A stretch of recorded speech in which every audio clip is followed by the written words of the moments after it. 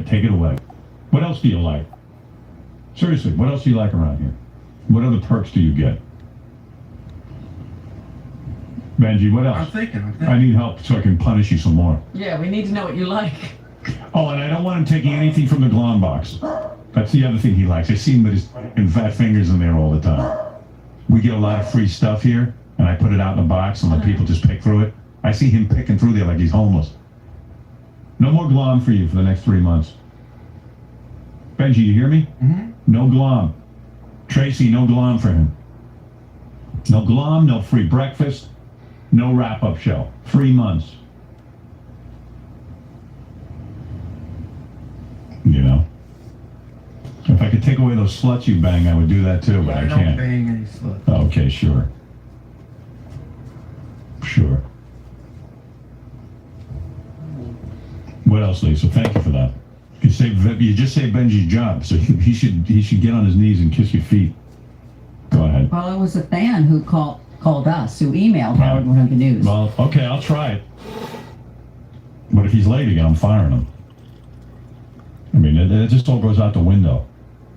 If he can't be here, I mean, come on, man. Let's go to Johnny Hine. Johnny, what's going to be on the wrap-up show besides Adam Carolla? Benji shows up late, and Howard takes away breakfast, the wrap-up show, plugs, and Glom to teach him a lesson. Will that work, Robin? I don't even know. What was that? Will it work, my Benji punishment? I don't know. It's hard to say with Benji. I don't know if he considers anything positive reinforcement. It all sounds negative. Please, Benji, don't force me. Come on. What are you doing? Hello? Well, do you really want to discuss it? Yeah, please.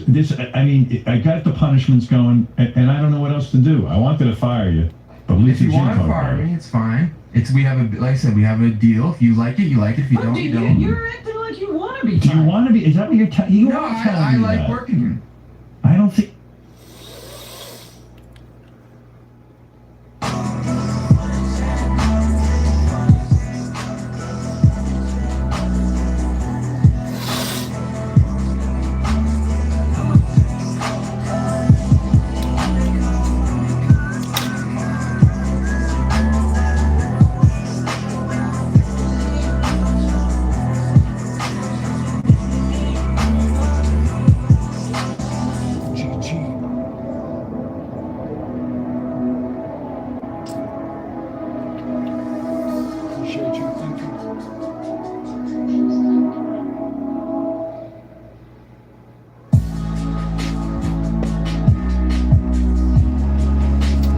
Mix some hot apple cider with some caramel apple dream tea. It's about to be a good mix.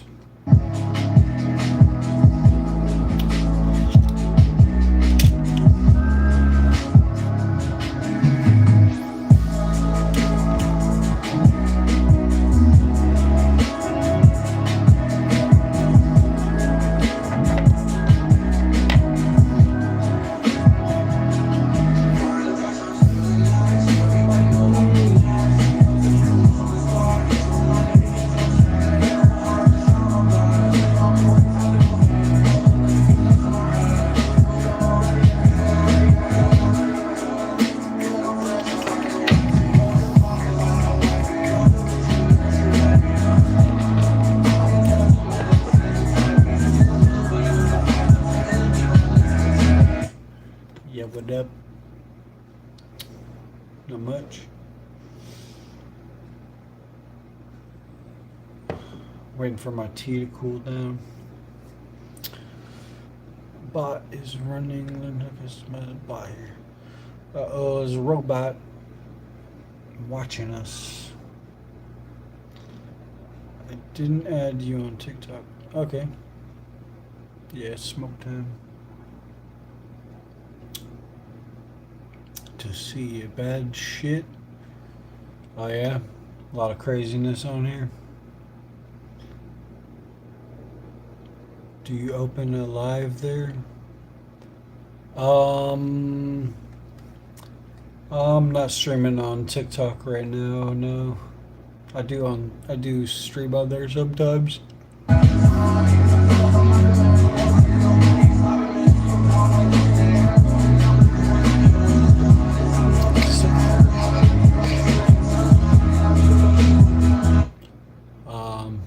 Christian, but my channel is not specifically Christian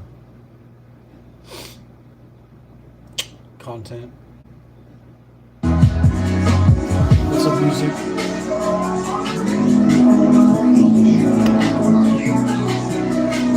I stream on here, I stream on Twitch, I stream on Meet Me, and then I'll sometimes stream on TikTok too. Ireland, where's that? India? How's it going? Peace and love, man.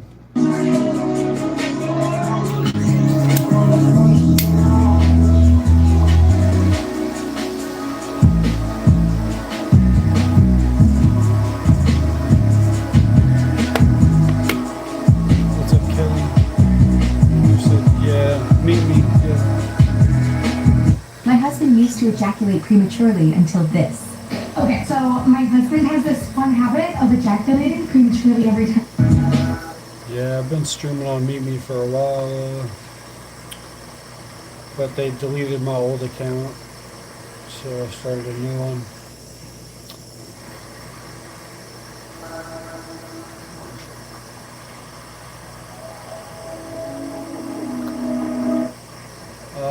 I'm not sure if I've seen that commercial or not. Maybe the Chili's vibe. Hey, thanks, man. Ejaculating prematurely. Sounds fun, man. 10-year-olds waking up for school right now. Really? I thought they were on spring break.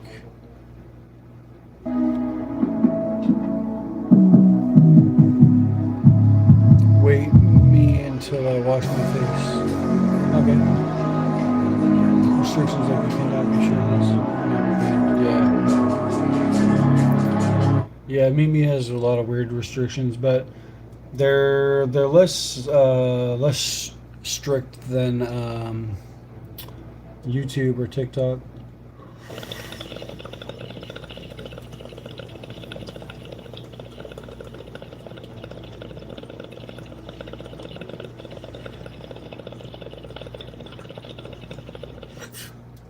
Yeah, I'm 10 years old.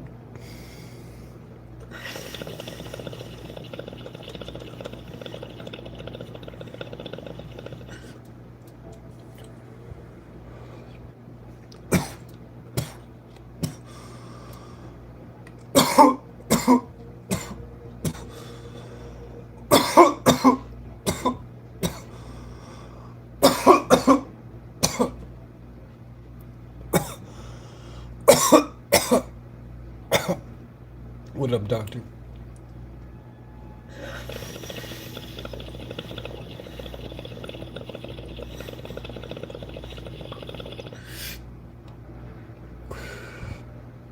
Damn, that dad was strong.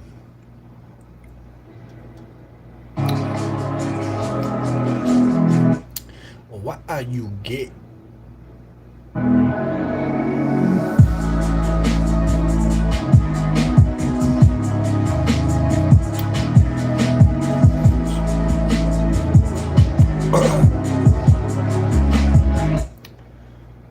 It's a AI slop, my profile picture. Faking gay. Don't be faking gay. Be a real one. You damn piehead 11 hours ago and you're still smoking. Hey man, it's almost 4:20. I'm getting ready.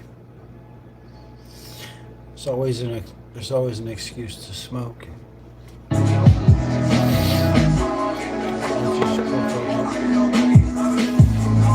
Blizzard's profile pic. Oh yeah. What is that? Nazi Israel or something?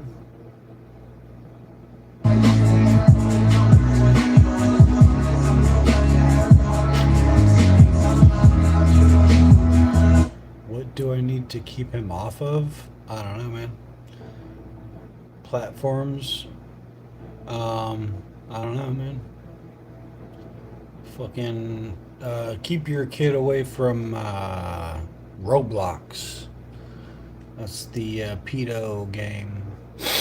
What are you smoking? Obama runts.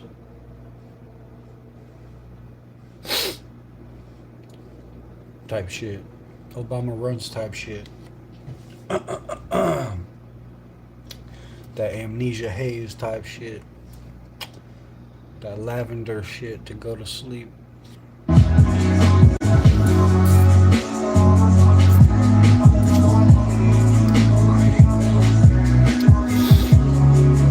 Member bearers for 15 Vegas Disco.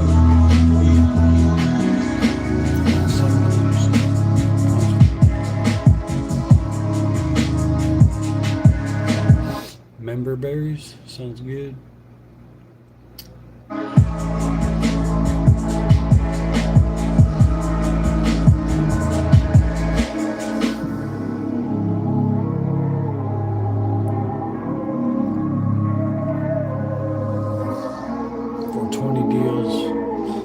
Nice. Hillary Clinton, Sour Snatch Fuzz, Kush type shit. Man, yesterday somebody was smoking some janitor slop bucket Kush or something like that.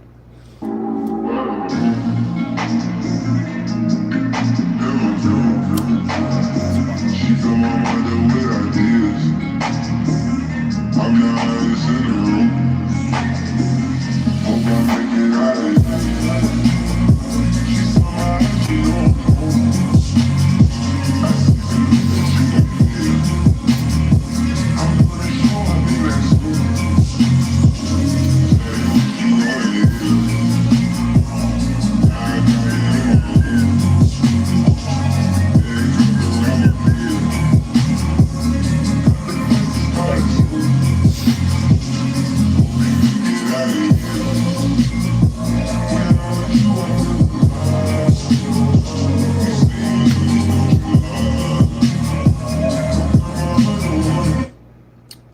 Cherry pie.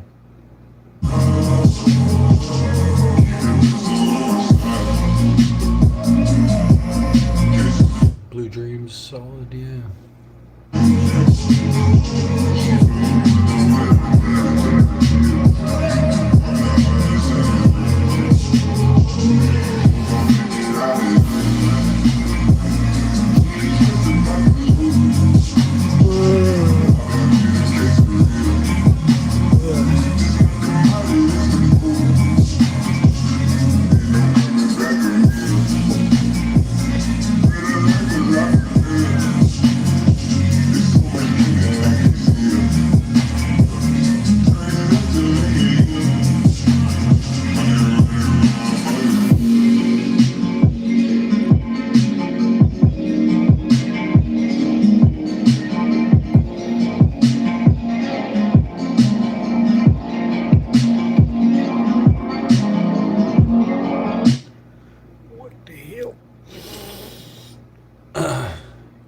Yo, later.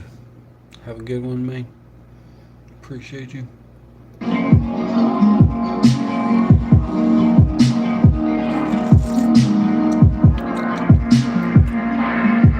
Yeah, that white widow and that white rhino sometime.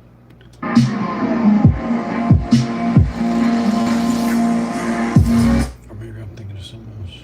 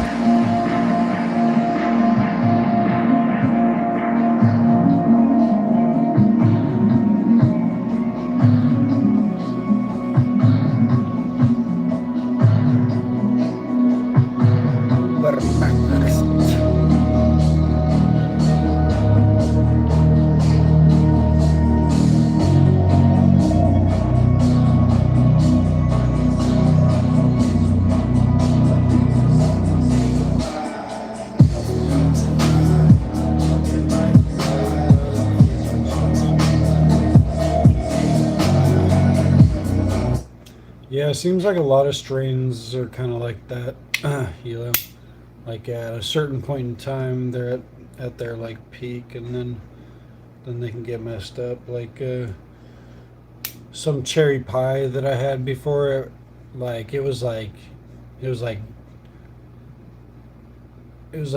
really dark. Like I've had different kinds of cherry pie, but the one kind of cherry pie I had, it was pretty green, and then but it was really like purplish red too. And then I've had some other cherry pie that wasn't as great, and it was more like just like all green. Genetics got fucked up on there. Head cheese, yeah, I think so. Land race strain to lose genetics, sadly the best one then. Damn. Rest in peace.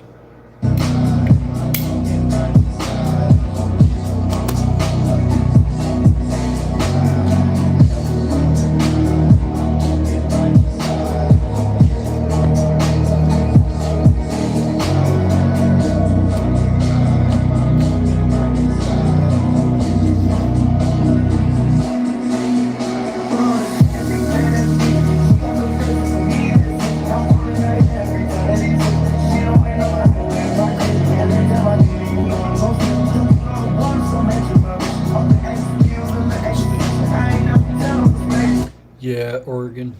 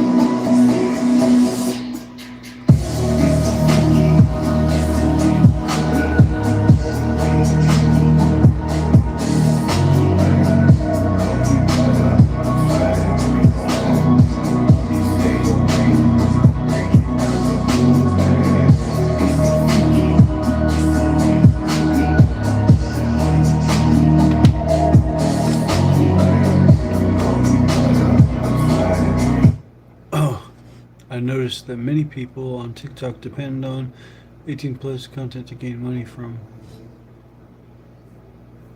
Like what? What do you mean? TikTok's really strict. Like you can't even say like a lot of words on there, or they'll like ban you for like hate speech for like a week. They show their body. Oh, okay. Oh, yeah. I guess so. I haven't really followed their content. Many people do that. Yeah. Anytime I stream on TikTok, I just listen to music and chat, kind of like I do on here. But yeah, some people, that's their whole content, you know, they'll just show their body. And a lot of people will give them gifts for it. That's the app Meet Me is a lot like that too. It's just a lot of people on there doing that. Do you think 18 plus content is easy way to get money? Yeah, if you're like a young girl.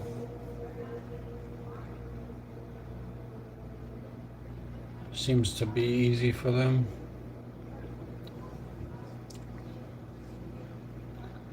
Even dudes.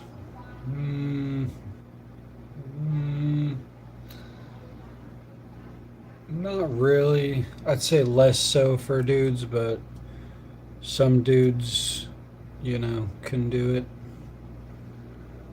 Like I stream on TikTok, but, you know, I'm not going to be making any money like that. They've been movies, actors. Yeah, probably dudes that are in movies will get some money on there. On TikTok. Excuse me. Yeah.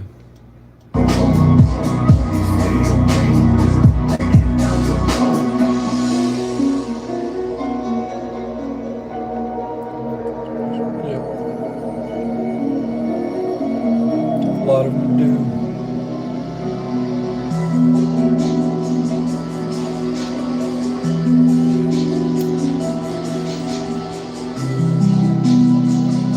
Wild world, man.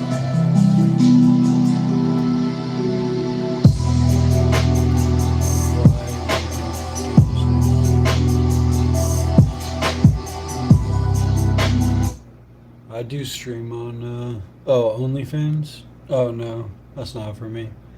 I just stream on TikTok sometimes, though.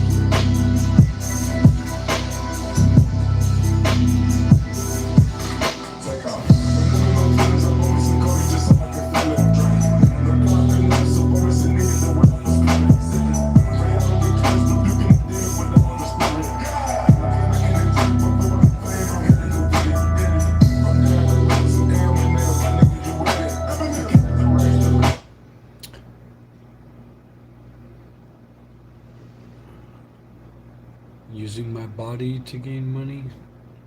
Well, I mean, I stream. I just don't make the same kind of content that they do or whatever. So yeah, I won't be doing any nudity, if that's what you mean.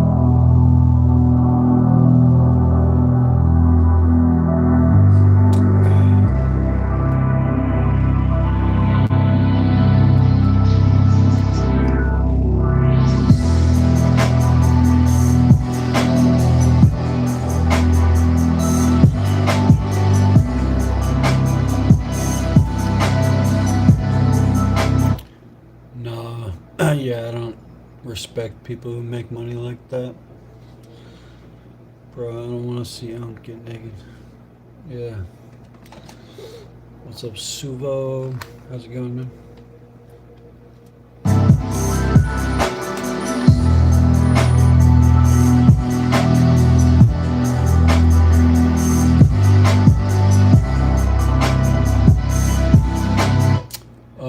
Portland, Oregon. How about you?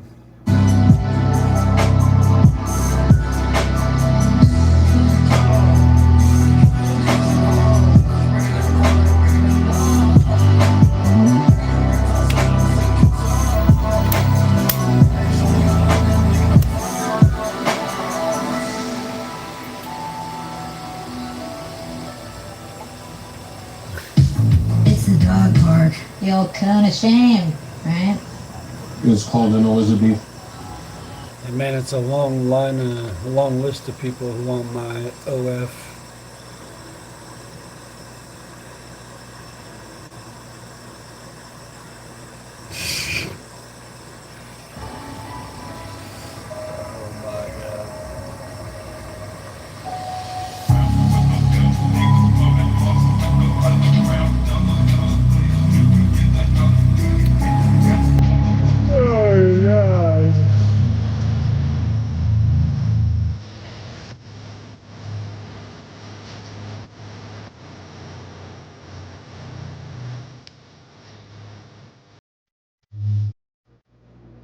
What's up, Hunter? How's it going?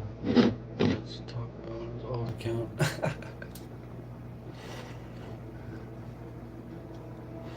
What about being a porn actor? What? That's the same thing.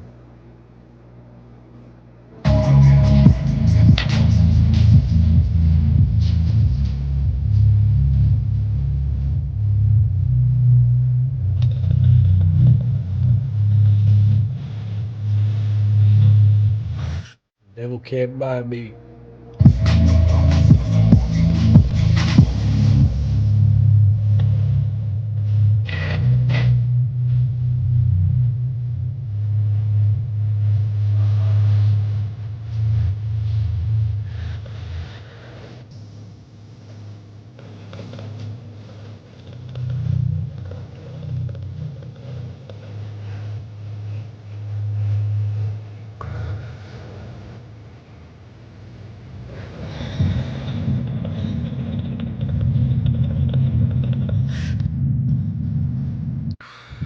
Hell yeah, Hunter. Sounds good.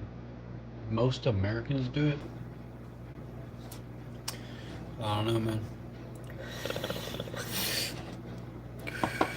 That's not a way to rationalize your life based on what most Americans do. That's why a lot of these people fall into drugs and shit. They're like, hey, everyone else is doing it. And then before you know it, then you're the only person who's not doing drugs and killing yourself.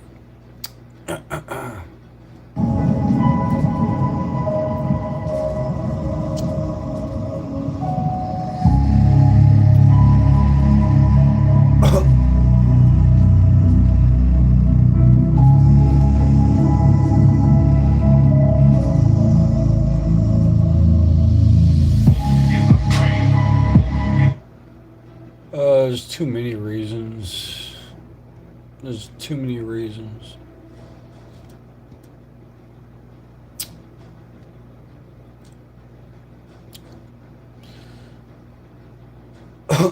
No porn movies. Yeah. Don't you want to live in a world like that? You too, Hunter. Well, here's a couple of reasons.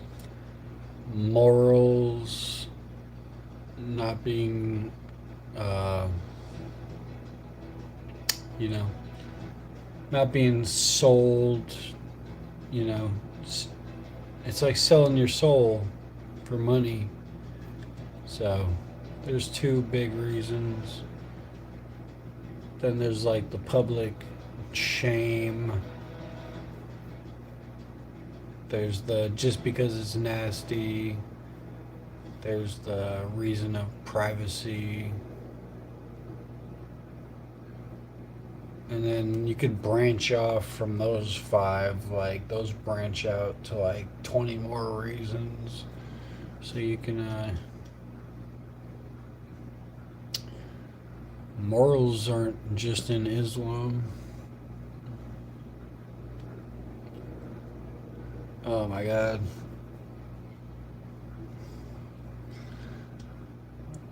This is hard to explain to you.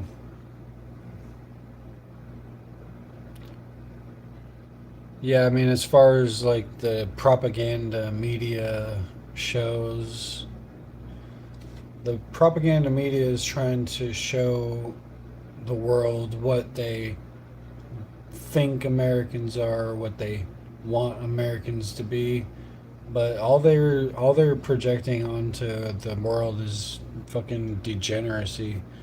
So if you look at Justin Bieber and like all these other retards who went to Coachella, and you think that most Americans are like any of those retards,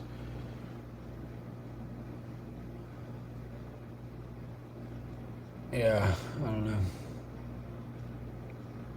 But yeah, you are right that I'm one of the few people left who have like morals, and a lot of people don't know anything about morals, and they're just like, they'll do anything for $1 or whatever. So I know what you're saying. I understand where you're coming from.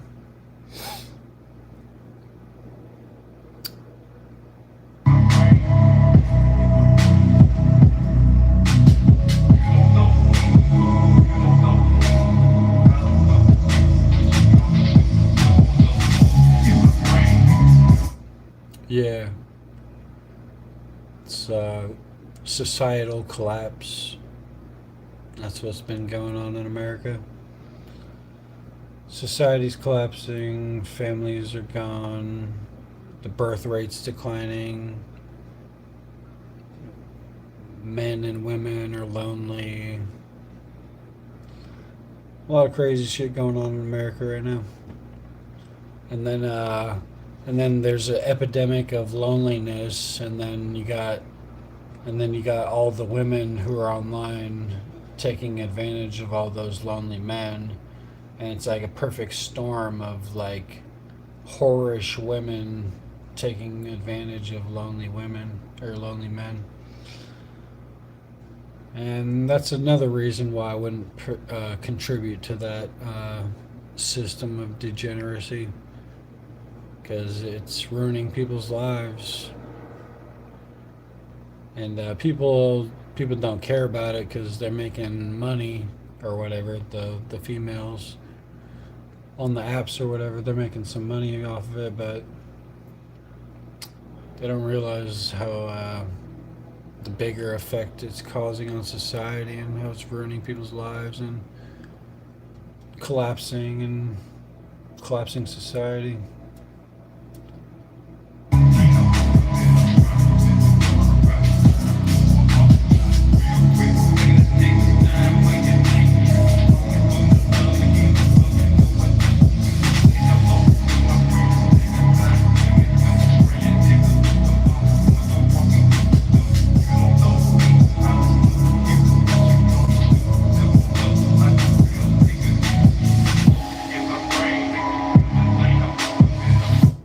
I don't know, man. It's just a cultural difference, I guess. America's in a wild place right now. Americans accept to see their mother having a boyfriend living with them. What's up, gone country? I don't know, man. It's acceptable to certain people. Like I said, people without morals will accept anything or whatever. And if you have morals, it doesn't have to be based on Islam. It can be based on, a lot of things.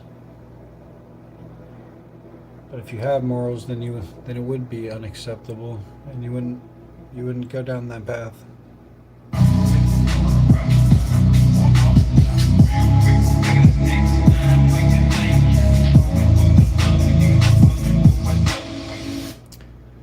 well, she's talking about whatever they teach in the Quran or whatever else, I think. Has a boyfriend in front of you? Well, my mom's dead. If she had a boyfriend, are you saying that because they're not married or something? And they just had a boyfriend? Yeah, a lot of people do that. Because, like, they'll date each other for a while before they get married.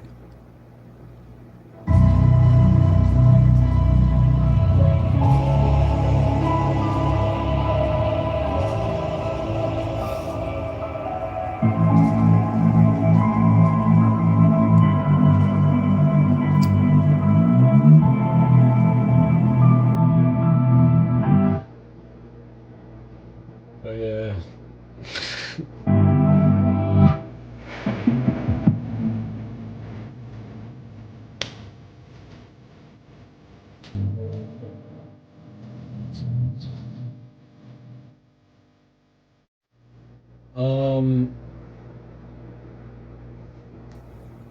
Well, like I said, my mom's not alive, so I'm not sure if how I could accept it or not.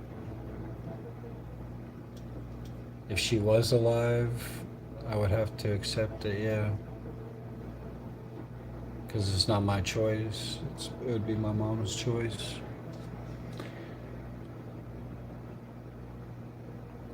If she has a boyfriend living with your house and sleeping with her without marriage. Well, yeah, a lot of people don't get married right away. They'll date each other for a while to see if they're compatible, and then they'll get married. So sometimes it could take like a year maybe. But some people do get married right away. I guess it depends how much you care about being married. Some people don't give a fuck about marriage because marriage is just like the state saying that you're, you know what I mean? The marriage is just the government shit on papers or whatever. A lot of people just get married for the tax benefits nowadays.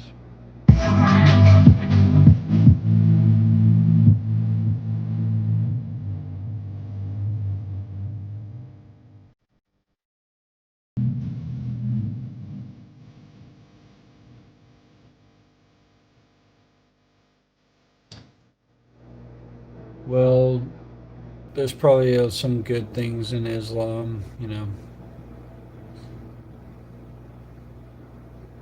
As far as you're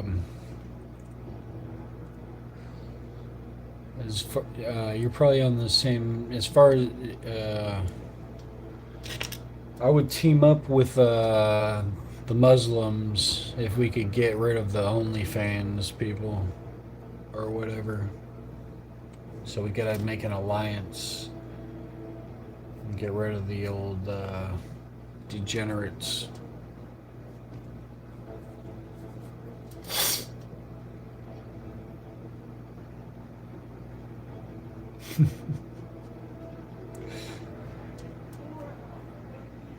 Mohammed. Syntax? Don't be racism. Come on, Rocky. Am I single? Yeah. I'm a proud Islamophobic. I swear. Which tax? Syntax? Oh, okay.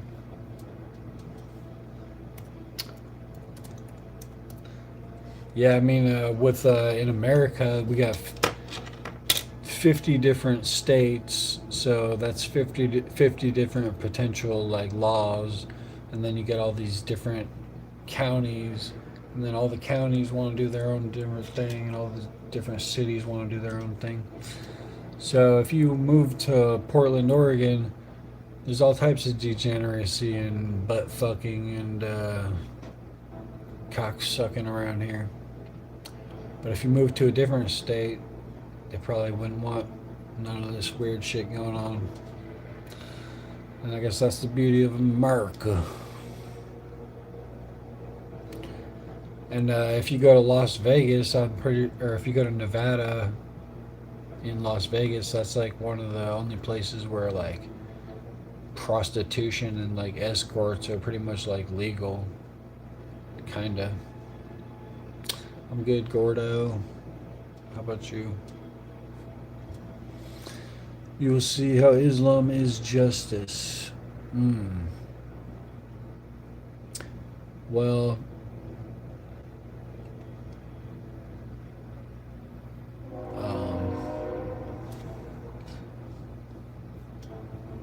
I don't want to. How far are you from Burlington, Washington? I'm in Portland, Oregon. It's like hours, a couple hours, 3 hours.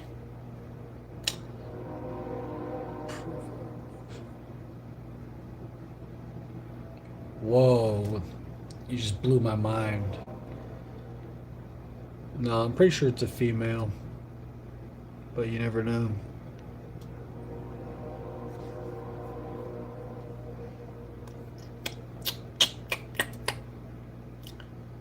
I forgot how we even got on this topic. What were we talking about? Forget it.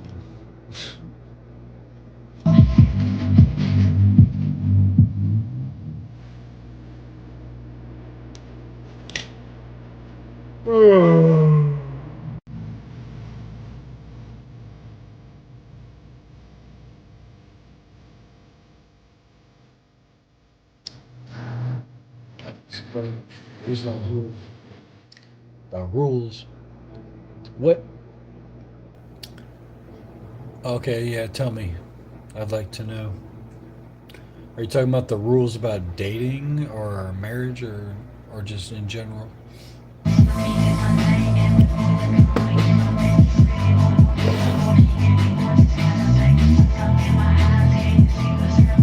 Let's keep talking about how terrible Muslims are. Thank you, E. Number one, get money. These are the rules. First of all, Islam come to give humans their rights. Alright, continue.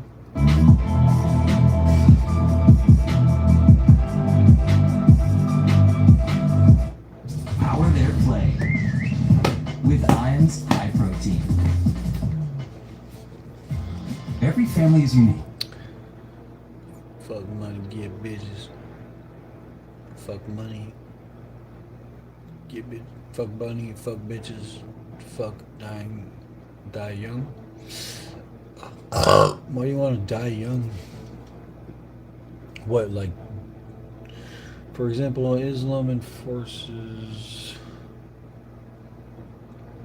people to give 2.5% of their money each year to all poor people. What if they... I don't know. That sounds weird. It's good that they give money, but I don't understand the 2.5%. Yeah, fuck America. It sucks dick. You like my door lock? Nice. It's premium. It's the best door lock you can buy. You can ask the chat GPT about that. Yeah, but I'm just curious why they would do the 2.5%. Why they came up with that number. Wait, you hate America? No, I hate Portland. I hate my city. That's a new religion by the government. They're talking. What? Move out of Portland? Yeah, I might. Might have to.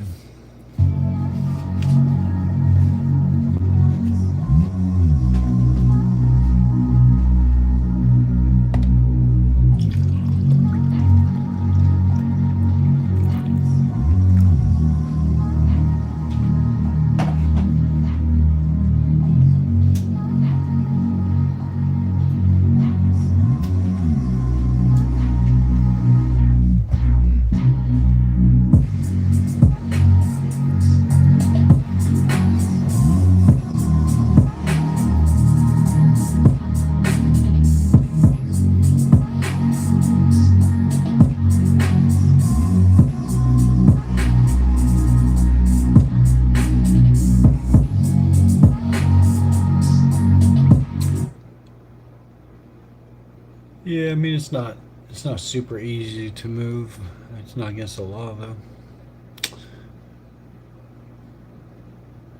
So you guys don't have any homeless in where you guys are?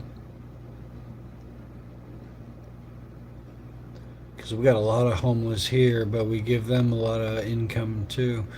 But the thing is about Portland is the system is set up here to fund shelters and fund different things.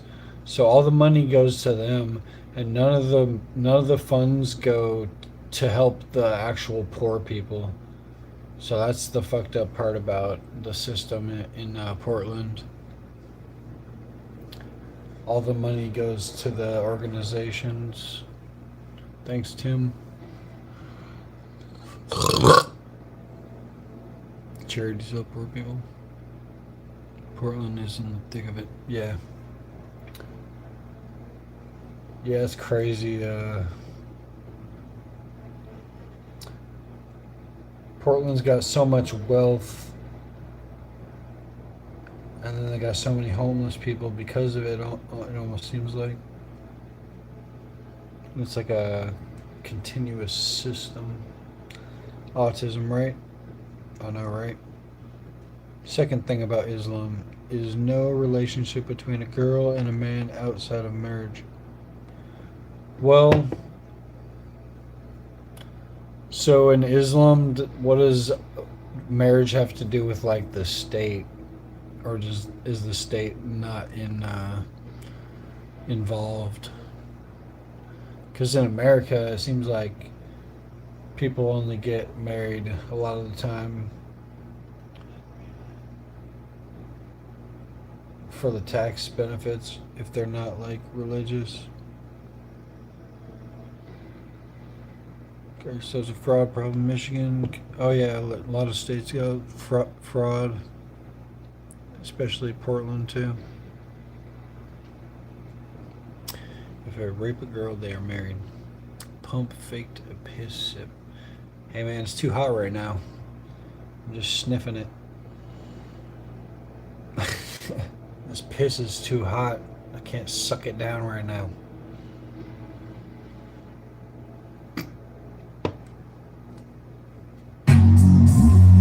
This piss is too fresh.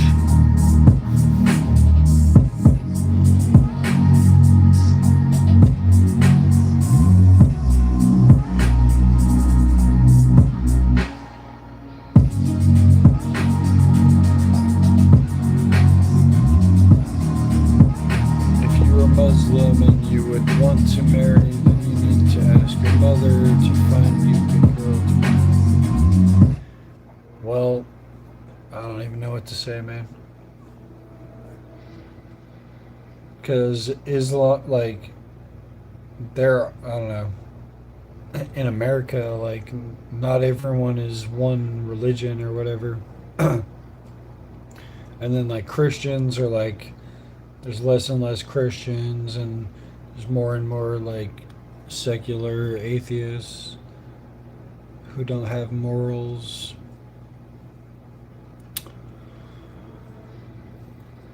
And yeah, people, a lot of people don't even want to get married anymore. Ginger power, we taking back the nation.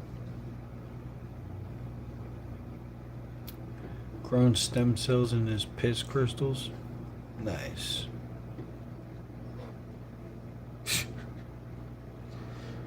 A woman in Islam should not talk with strangers' mans. I mean, I guess that's a cool rule or something.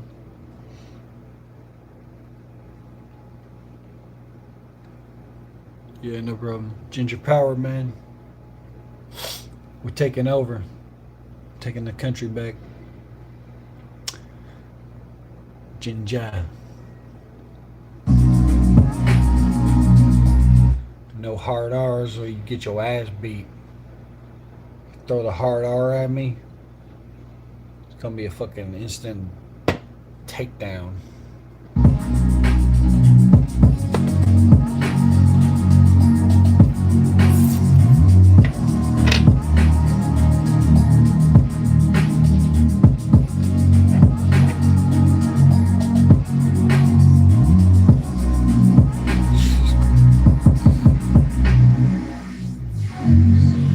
How about this? Anyone who isn't a ginger is gross. We're killing people out here.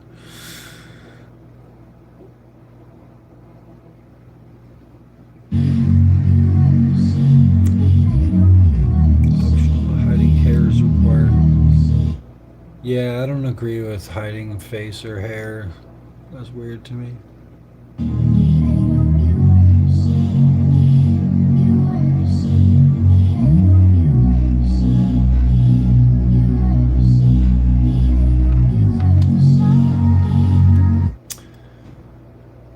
But I do think there's some things like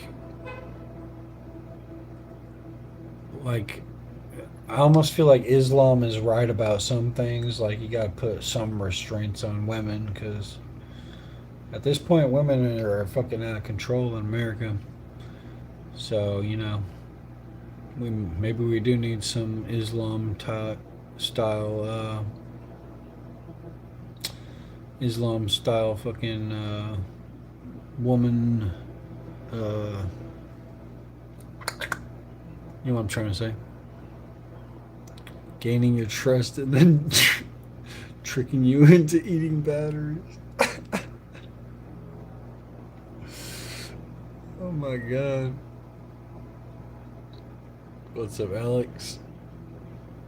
5 times a day? What the yeah, man. This is crazy. I can't do the pray 5 times a day. That's way too much. And then it's too restrictive with the Islam.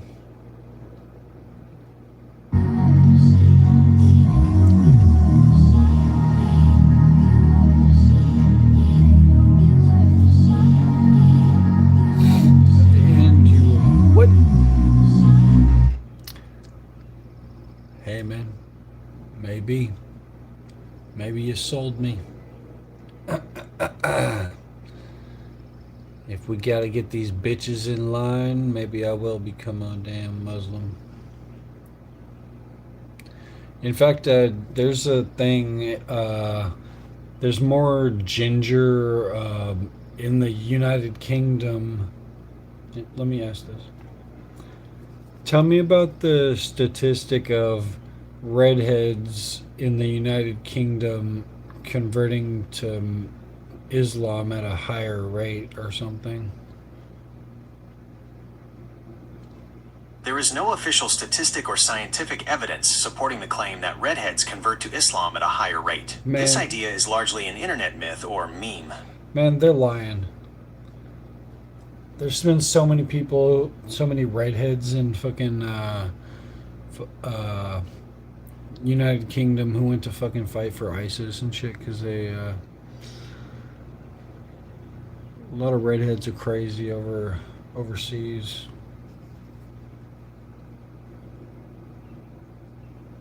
Do you know how many Americans change their religion to Islam? Yeah, a lot.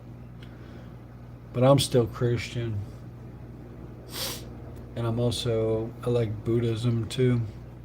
How many mosques in the USA? Yeah, I know it's a lot. Ginger power.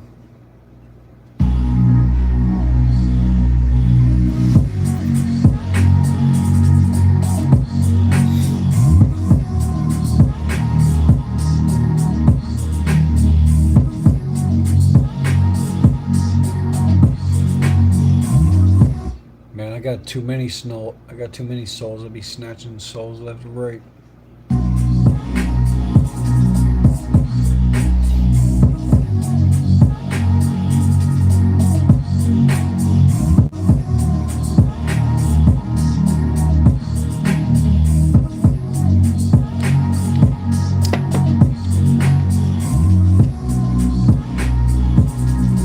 Fast for a month? That is insane. What? That's crazy.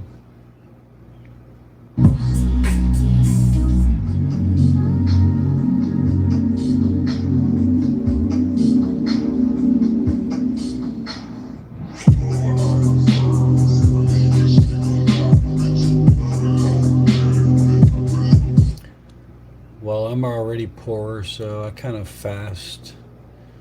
I fast sometimes.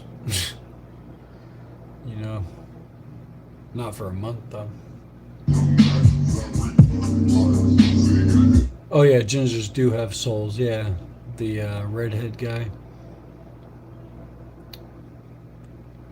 whatever his name was.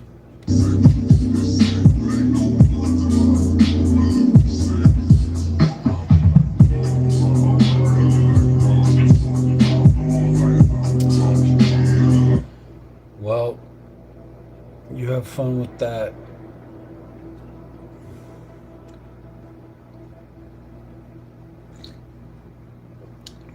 That's why I'm not fully a part of any groups.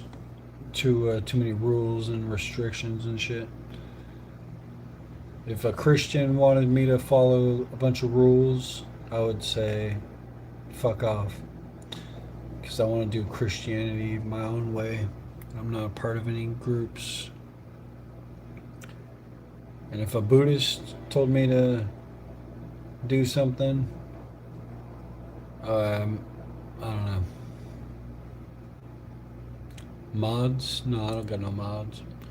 Drinking is not allowed in Islam. Yeah, I heard about that. Songs and music are not allowed. What kind of sick joke is that? And don't people in Islam hate dogs too?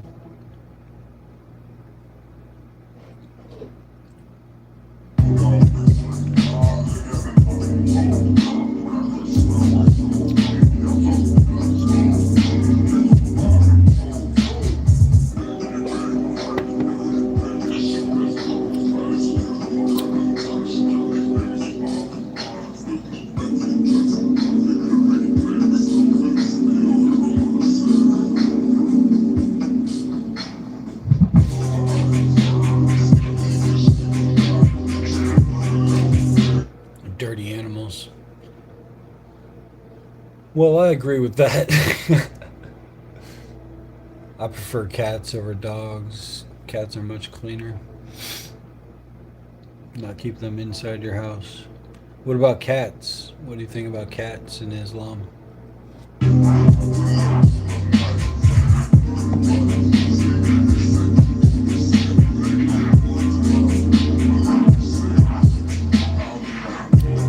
Yeah, my cat smells delicious. She's got a delicious scent to her.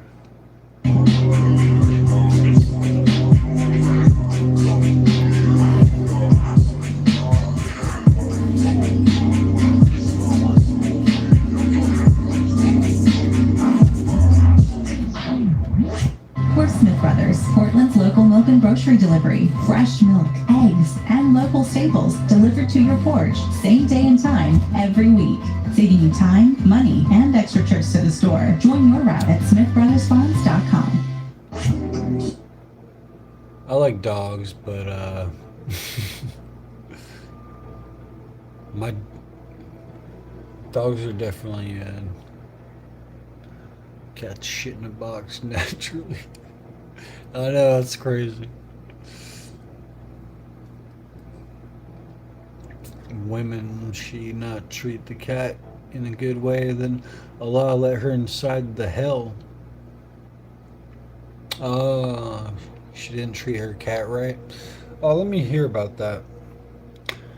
Tell me the story about the woman in Islam who didn't treat her cat right and she went to hell. The story refers to a hadith about a woman who was punished because of a cat she imprisoned until it died. She did not feed the animal, nor did she release it to find food for itself. According to the narration from Prophet Muhammad, she was sent to hell specifically for this cruelty. The account serves as a major lesson in Islamic ethics regarding the merciful treatment of all living creatures. What does it say about dogs in the Quran or the Hadiths or whatever? The Quran mentions dogs favorably in the story of the companions of the cave, where a dog guarded them for centuries. However, the Hadiths present more nuanced and sometimes stricter views regarding their presence in the home. Purity. Several Hadiths state that a dog's saliva is ritually impure, requiring a vessel to be washed 7 times if a dog licks it. Permitted uses. Keeping dogs is generally allowed for specific purposes, like hunting, herding, or guarding. Angels. Some narrations suggest that angels do not enter a house that contains a dog or a picture. Mercy. Conversely, a famous hadith tells of a man, or a woman in some versions, who was granted paradise specifically for giving water to a thirsty dog using a shoe. Overall, while traditional jurisprudence often limits dogs as indoor pets, Islamic teachings emphasize that they are creatures of God deserving of kindness and protection. Tell me about eating pig's meat in Islam. In Islam, eating pork is strictly forbidden, haram. The Quran explicitly prohibits its consumption. Hey man, pork isn't all that great. I mean, bacon is good, but ham is like mid. But pork chops are good. And in multiple verses, categorizing it as impure or an abomination. Scriptural basis. The prohibition is found in several chapters, including Al-Baqarah and Al-Ma'idah. The exception, there is a necessity rule where consumption is permitted if a person is facing starvation and has no other food source. Let's go. I forgot what else I was going to ask. Oh yeah, I was going to tell you, if you love Islam, you should watch this thing. It's really long though. I'll pull it up.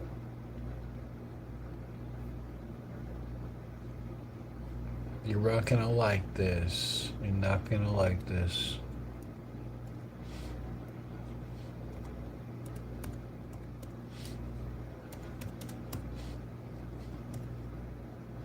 If they didn't delete it.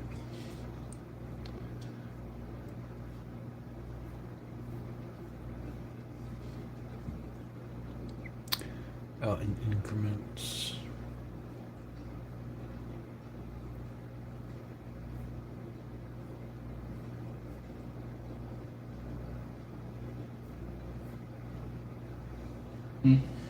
Laying out some context. You guys, prayer. Father, we come before you this morning, Lord, and today he travels the globe. Ask him about the story of Gecko and Prophet Abraham. Tell me the story of Gecko and the Prophet Abraham. While there are no traditional religious or historical texts linking a character named Gecko to the prophet Abraham, a fictional meeting between the two would likely be a clash of faith and greed. In such a story, Gordon Gecko might attempt to view Abraham's immense livestock and land as a leveraged buy. AI messed that one up. In Islam, killing a gecko is required. I was talking about how in Islam, killing a gecko is required.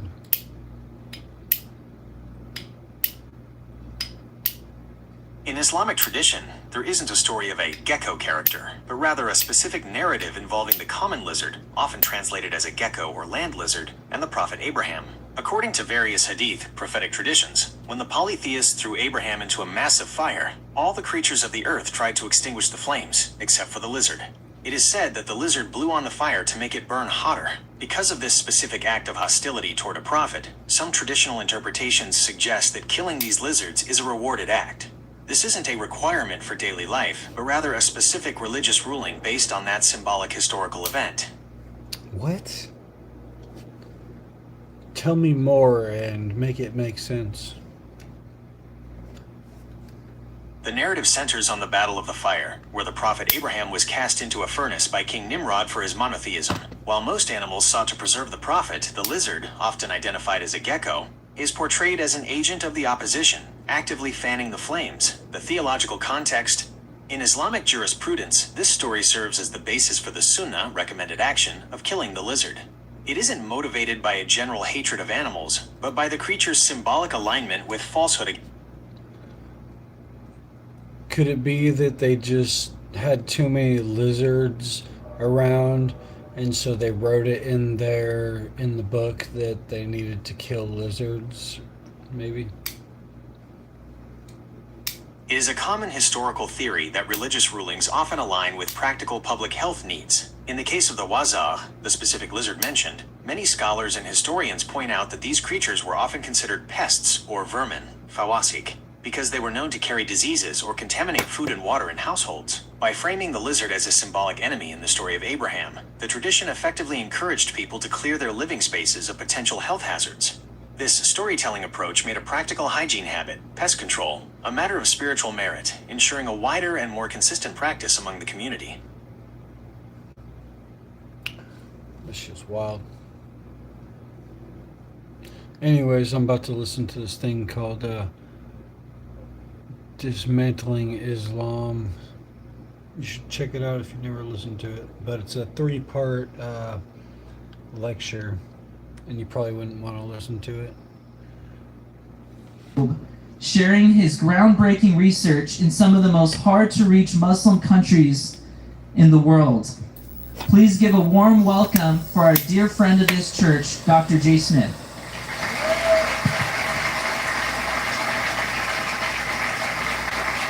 Thanks, Jonathan.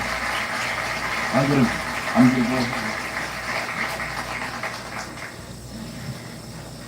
go. Okay, terrific. Well, one of the reasons I'm here today is because back in September, before the atrocities of October the 7th, I was here to do a Wednesday night. And at that time, we wanted to introduce this new historical material that it seems like no one's ever seen or no one's ever heard, though we've been working with it for over 25 years. Actually, 28 years I've been working with it. And then, of course, the atrocities happened on October the 7th, and you know the rest of the story. But to understand what was happening or what was going on in the minds of those men who were coming in and attacking the Jews so barbarically, and to understand why all over the world and there were Muslims who were going to the streets and praising those attacks. To understand that, and here's where many Americans are having a difficulty, you need to go back really to just this book right here. This is it. It's all right here. How many of you have read this book in English? Just raise your hands. Very few of you. And that's the problem. You're not going to understand the mindset of Islam until you read their revelation. This is their eternal revelation. This is the revelation that every Muslim must follow, whether they are radical or nominal, possibly not the liberals, but 99.9% of all Muslims follow this book. But the vast majority of Muslims don't read this book, because in order to read it, you have to do it in Arabic, and only 15% of Muslims speak Arabic. It's the radicals over here who are the ones who are reading this book. And they're reading it in Arabic, and they understand it in Arabic. And they're the ones who are actually finding verse after verse after verse. Like chapter 9, verse 5. Slay the unbeliever wherever ye find them. Besiege them. Lay in wait for them with every kind of ambush. There's no diktat of who you're to slay. It says, slay the unbelievers. That's everybody that's not a Muslim. Chapter 9, verse 29 is more specific. Make war on the Al-Kitab, that would be the people of the book. That's us. They're to make war upon us. Chapter 8, verse 60. Use any steeds of war to cause terror in the heart. They're to use terror. Chapter 8, verse 39. Slay the unbeliever until there is no more fitna, no more unbelief, and all believe in Allah. So these are general categories with general applications for all Muslims and all believers, the unbelievers, that's us. Can you see then why those who are reading this book are doing what they're doing? Chapter 47, verse 1, 2, and 3 defines who a believer is, a Muslim believer is, and who an unbeliever is. And then verse 4 says, cut off the heads of the unbelievers. Were you wondering why ISIS was doing just that? chapter 5, verse 33. For those who do not follow Allah or his prophet, crucify them and cut off their hands and feet from opposite ends. Remember ISIS doing that in Syria? And yet everybody thought this was just barbarism. No, it's not barbarism for the Muslim who follows this book. You've got to read the book. Now, would we not say the same thing as Christians? To know who we believe, to know what we're to do, what do? We read a better book. You notice, a bigger book. I keep it bigger for a reason. The bigger, the better book. And when Jack Hibb comes up here, does he not have this book in his hand? Please say yes. Does he not open it and read it? Please say yes. Does he not?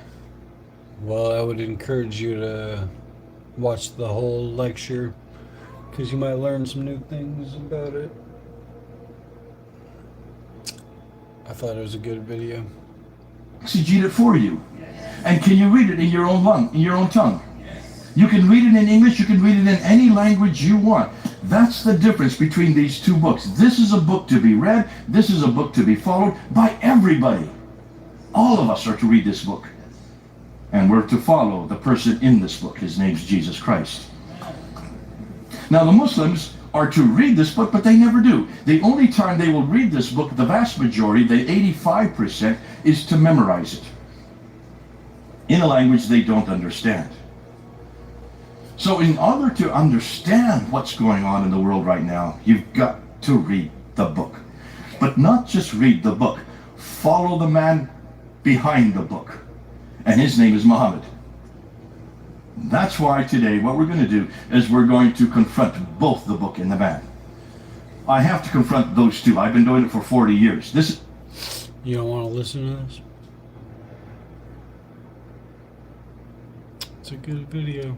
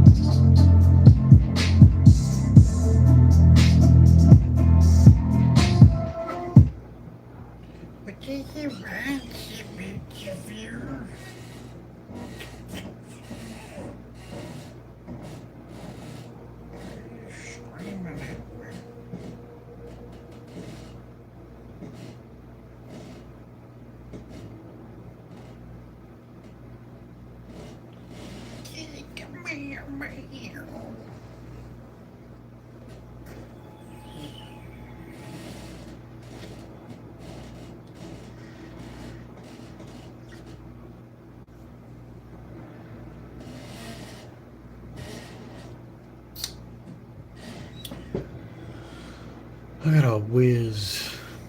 What's up, phone?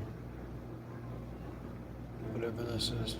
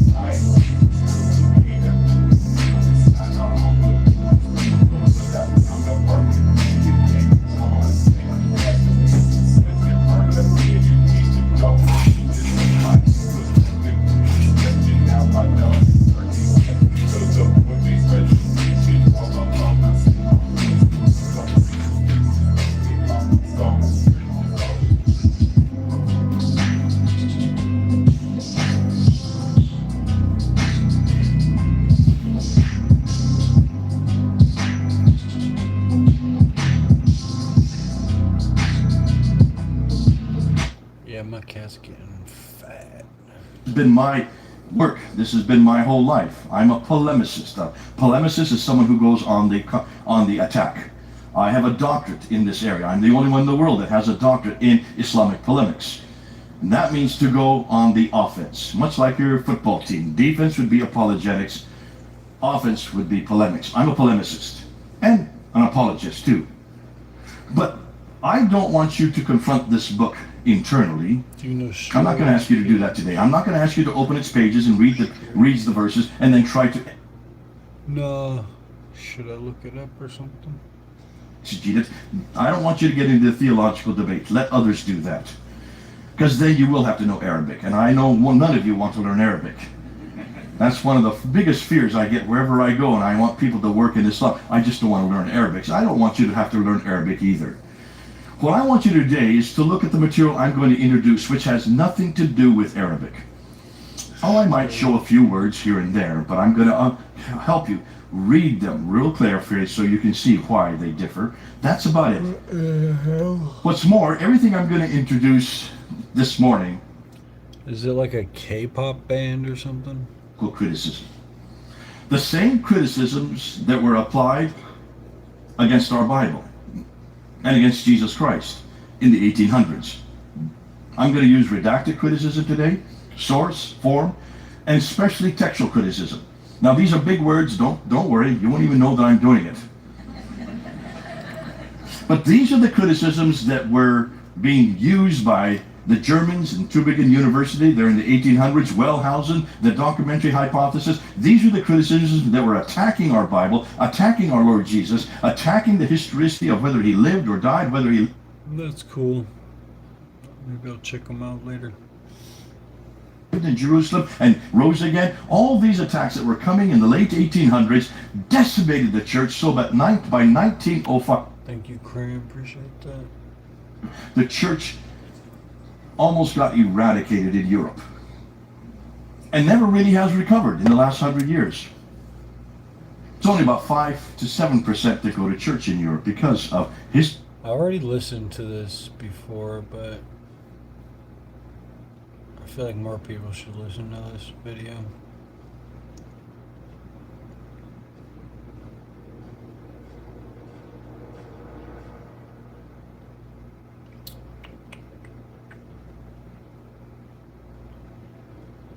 No problem, bro. Appreciate you. Historical criticism and Darwinianism.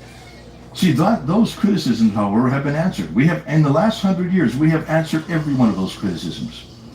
That's why today we can now take those same criticisms and apply them to Islam.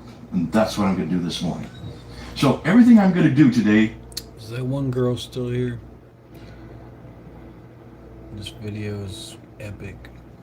Has to do with manuscripts, has to do with coins, has to do with inscriptions, has to do with buildings, and yes, maps and timelines. Which means you're going to have to look at the screens. Like I said before, don't look at me. Just follow the screens and follow what's on the PowerPoint as we go through. I will go a lot slower than I did in September.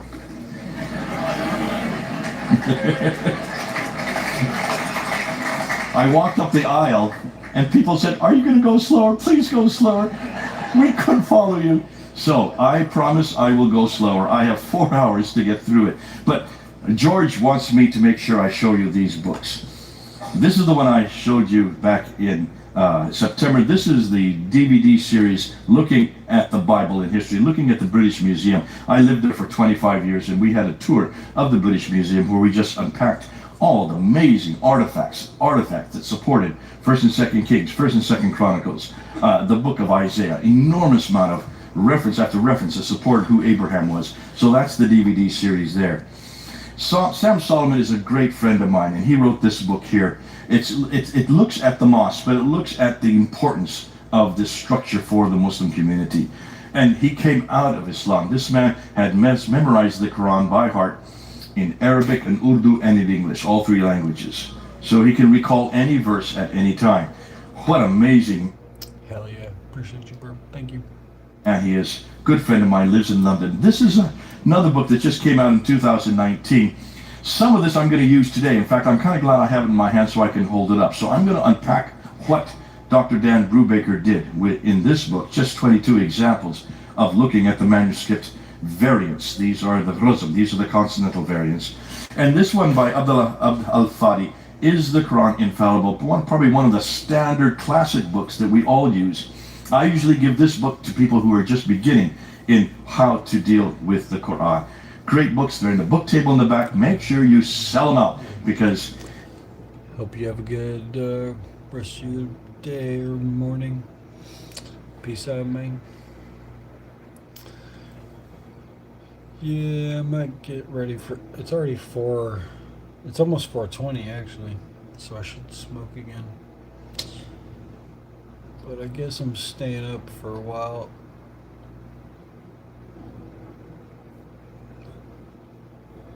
Play some more Battlefield, then go to bed. He's flown all the way from North Carolina just to help you out with these books and many, many more that he has on the table. So let's get right into the PowerPoint. And basically we're going to do a historical critique of Islam's origin. Now, to do that, let me just give you an example of why I'm even doing this.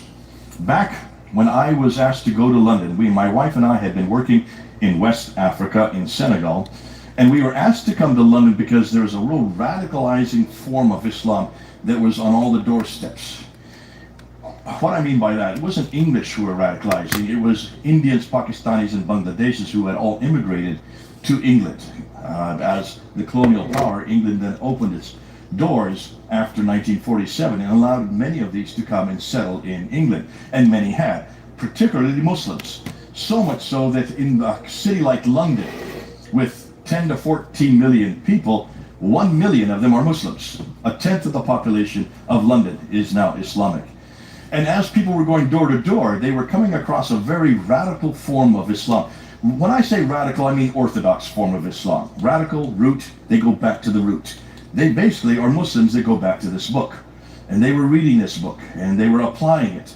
And they're the ones that were actually causing a lot of problems, and have been causing a lot of problems in Britain. If you've been watching the news, you will see over and over again, we've had attack after attack after attack. We have our number 7/7, you have 9/11. July the 7th, 2005, when 4 young men came and blew themselves up and killed 52 people there in London. Now, because of that, they needed some help. By that time, I had a master's in apologetics and another master's in Islamics. Melding the two together, I was a perfect fit to go to London and to take these guys and gals on. And boy, was it fun. For 25 years, I was every day down at a place called Speaker's Corner, where they all came and congregated. And I got up on a little ladder, about the size of these little kitchen ladders that you have in your kitchen, just 2 rungs. So my head was above the crowd. And I would then engage with them, sometimes 100 at a time, sometimes 1,000 at a time. And we would be engaging in all of these questions that they were throwing at me, but I had no support. I had no background. I had no apologetics for these kind of questions, because there's no school in the world that teaches you Islamic apologetics. Am I correct? Well, that was in 1992. Now in 2023, we have a school, and we are teaching Islamic apologetics, and it belongs to you all because it is part of Veritas International University, which is your seminary. Did you know that? You didn't know that, did you? You've got a seminary called Veritas International University for all the Calvary Chapel churches. We have now put an entire program together at Veritas called MAPI, Master of Arts in Apologetics and Polemics to Islam, the first in the world. And it's a Calvary Chapel venture. Now, that was back in 1992. We didn't have answers for that back then. And I had no idea how to deal with this new material. So we kind of had to learn by the seat of our pants. Just do it, take a little notebook, hear all the questions, go home. There was no internet back then, so we had to go to our commentaries. We had to get on the phone, get to anybody we could say, how do you answer this, how do you answer this, how do you answer this? And then finally, by building up our apologetics, we became more and more able. Then in 1994, I started taking a class called The Origins of Islam at the School of Oriental and African Studies there in the University of London under a man named Dr. Gerald Hotting. I thought, this is curious, I'd like to see what they're talking about. What do you mean, the origins of Islam? We all know how Islam began, right? Don't you? Began with a man named Muhammad, right? who received a revelation, correct? Over a period of 22 years, 610 to 632. That's what you've been told, right? So I went in thinking that this would just be another rehash of the Islamic traditions. The first day that we were there, he said, do you know, when you look at the Dome of the Rock, now you've all seen that big structure, the Dome of the Rock right there in the middle of Jerusalem, it has no Qibla, which means it has no direction of prayer. How can you have a mosque that doesn't have a Qibla? Every mosque is directed towards Mecca. The Qibla wall is the longest wall in every mosque, and that's where you always pray towards Mecca. It doesn't matter where you are in the world, every mosque has a Qibla, but this didn't. And then he said, do you know that we don't have any reference to a guy named Muhammad at all in the 7th century? We have no biography at all from the 7th or 8th. We have to go to the 9th century to get his first biography. Have you heard this before? I started scratching my head. I hadn't heard this before. Well, in the class were 50 students. 25 of them were Muslims. They hadn't heard it before either, and they were not at all pleased with what they were hearing. And one after another, they got up, went to the door, walked out the door and slammed the door behind them and said some very unpleasant things to our professor. And I looked at this, watching these guys go one after another. And I said, this is amazing. These guys have no answer for this. Why haven't I been taught this? And I realized back in 1994 that I needed to take this down. So I started taking it down to Speaker's Corner to try to test it. And I got beat up, I got knocked unconscious, my glasses were broken. That's expensive when you get glasses broken. And I realized that's the only answer they had, was to beat me up. They had no response to this. Because in order to respond to this, they're going to have to go back to the 7th century to find artifacts, to find any type of evidence to support who this man was, what this book was, and where this place was. So this is when I realized what a great material. Not only that, what a great polemic this was. Well, not all the Christians agreed with me. And the Christians of Britain got quite upset with me. So in 1997, this chap up here, did you see in the upper hand now, named Colin Chapman? By the way, he's a great friend of mine. We get along well. But being very English, he wanted to debate this. So we had a debate at Birmingham, at Sully Oaks College in Birmingham, just for other Christians. It was only for Christian scholars and Christian missionaries. And I was to debate Dr. Reverend David Marshall, who you see on the left there. Yeah, that's what I looked like back then. I was trying to look like a Muslim. That was I was trying to incarnate myself, and I was a radical Muslim at that time. Listen, my wife never liked that look, so that's why I decided to cut it down. She could never find my mouth to kiss me. So we had this debate in 1997. And the debate was on the issue of whether or not we could use historical criticism and whether or not we should use polemics with Muslims.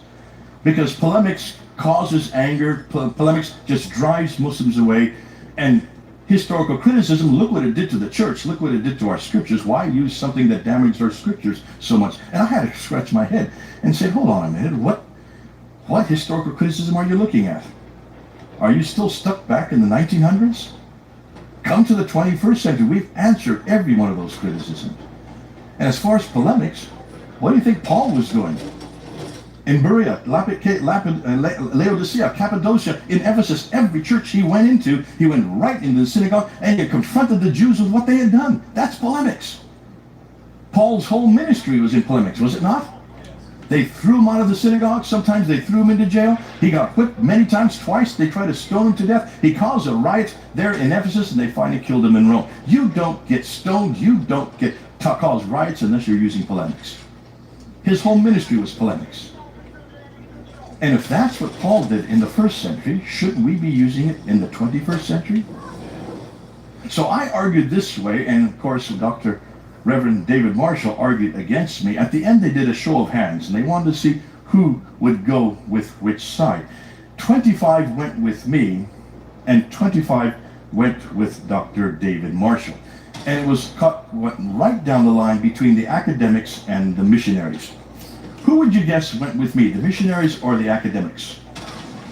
Ooh, good for you. You're the first group that gets it. That's right.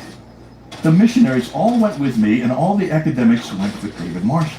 I was curious about that, so Dr. Peter Riddell was in the car with me on the way home, and he explained it to me. He's an academic, and he said, Jay, this is the problem. We as academics, we have a chair to protect. We belong in an institution where there are also other Muslims who are lecturers like us. We cannot use polemics. It would cause division within the academia, and we would be asked to leave. Therefore, we cannot use polemics because of the chair that we protect and the institution we represent. You, however, you're not an academic. You're just a missionary on the ground. And the only person you're representing is Jesus Christ. Can you see why this really is our material? We're the ones that have to use this. And that was back in 1997. I never looked back. And that's why from then on, we have been using this material. But why the historical critique? Why specifically this one? What is its value? Well, first of all, it confronts the foundations of Islam. It confronts the Book of the Man. We need to confront those two because of what we're seeing all over the news every day now. Those men and those women who are sending those rockets up, where do you think they get the volition? Where do you think they get the permission to do that? It's straight out of the Quran. Therefore, you've got to confront the Quran. Yes, you can confront them also on the ground, but sooner or later you're going to have to confront the ideology which motivates them. And that's what we're not doing. And our militaries can't do that. Because you cannot confront ideology with bombs, bullets, and cruise missiles. You can maintain security, but at some point you're going to have to shut down Hamas. You're going to have to shut down the radicals. I just came from Nigeria on Monday. I was in Nigeria, and I was also in South Africa for a whole month. My wife is still waiting for me. Bless her heart. And in Nigeria, I went to Lagos, I went to Abuja, and then we went to Jos, which is surrounded by Boko Haram. And folks, they are in a battle there. You need to pray for Nigeria. Don't go unless you really need to go. It's not a pleasant place to go to. But there in Nigeria, 232 million people. That's the largest country in Africa. 110 million Muslim. By far the largest Muslim population in anywhere in Africa.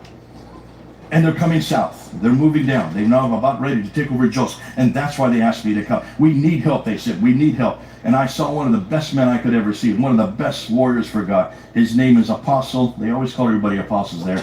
Apostle Issa El-Buba. Issa El-Buba. Just Google his name when you get home. And look and see what a big man he is. He's a tall, 6'6". He used to be a Muslim. He's left Islam. He has a big baritone voice, and he has a church that's 15 stories high with a cross at the very top that dominates the skyline there in Jos. And he is confronting Islam every day. That's why he asked me to come and help him. He needed this help. He needed this new material. We were late because our plane got canceled, which happens all the time in Nigeria, and we had to go overland, which they don't like me to do. And so we got in there late, and he was right there in front of hundreds of people, and he was going through all the apologetics on how to defend the Bible, how to confront the Quran, right there in front of me. I said, why do you need me? He says, because we need this material. This man has had 9 attempts on his life. 9 attempts he has survived. He is a warrior for God. We don't have that problem here yet. So we're going to make sure that we continue to go back. We now have 6 young men who have now joined me. We're training them up on how to use this material all over Nigeria. It confronts the very foundations of Islam. More than that, it is neutral. In other words, anybody can use this material I'm going to introduce today. Anybody can use it because it's really answering 3 questions. Is it true? That's all it's answering. It is politically correct, and then you'll notice I won't say anything against Muhammad today. I'm not going to say anything against the Quran today. I'm not going to say anything against Muslims. I'm not going to use any hate speech. Nothing I'm going to say is Islamophobic. You'll see. That's why it's so easy to use. It doesn't attack Muslims. Yet I do not use hate speech, and I will not be Islamophobic. It is easy to communicate. You will see almost everything I'm going to show you is visual. That's why I want you to look at the screens as we go through this talk. Don't look at me. I'm not important. It's what's on the screens that is important. And also, we have the best and the only antidote. We are the only ones that have the answer to this, and we are the only ones that have an alternative, because we have also got a book, like much better than their book. We also have a man much better than their man. So, why are we going to study it? Well, there's this great poem by Robert Frost. I won't go through the whole poem. Except for the last verse. You all remember it. He goes into a woods and he sees 2 paths. And he wants to know which path he should take. One path has a lot of briars on it and lots of, it looks like it's never been used in years and years. And the other path was quite well used. It's dirt. It's easy to go. Everything has been leveled out. So which path is he going to use? He decides to go to the path that no one has taken. I should be telling this with a sigh, somewhere ages and ages hence. Two roads diverged in the wood, and I took the one less traveled by, and that has made all the difference. We have to take the road that no one has done. We have to take this material. This is something no one else wants to use. No one else wants to go here because they're fearful of Islam. And we're going to take the road that no one has bothered to take, because everything I'm going to be saying today is going to confront the Islamic narrative. I'm going to be confronting the Islamic traditions. I'm going to be confronting everything that you have heard about Islam today. We choose the road less traveled by, and in time, you'll see why. So the four areas I'm going to go to are, the first four are the problems with sources.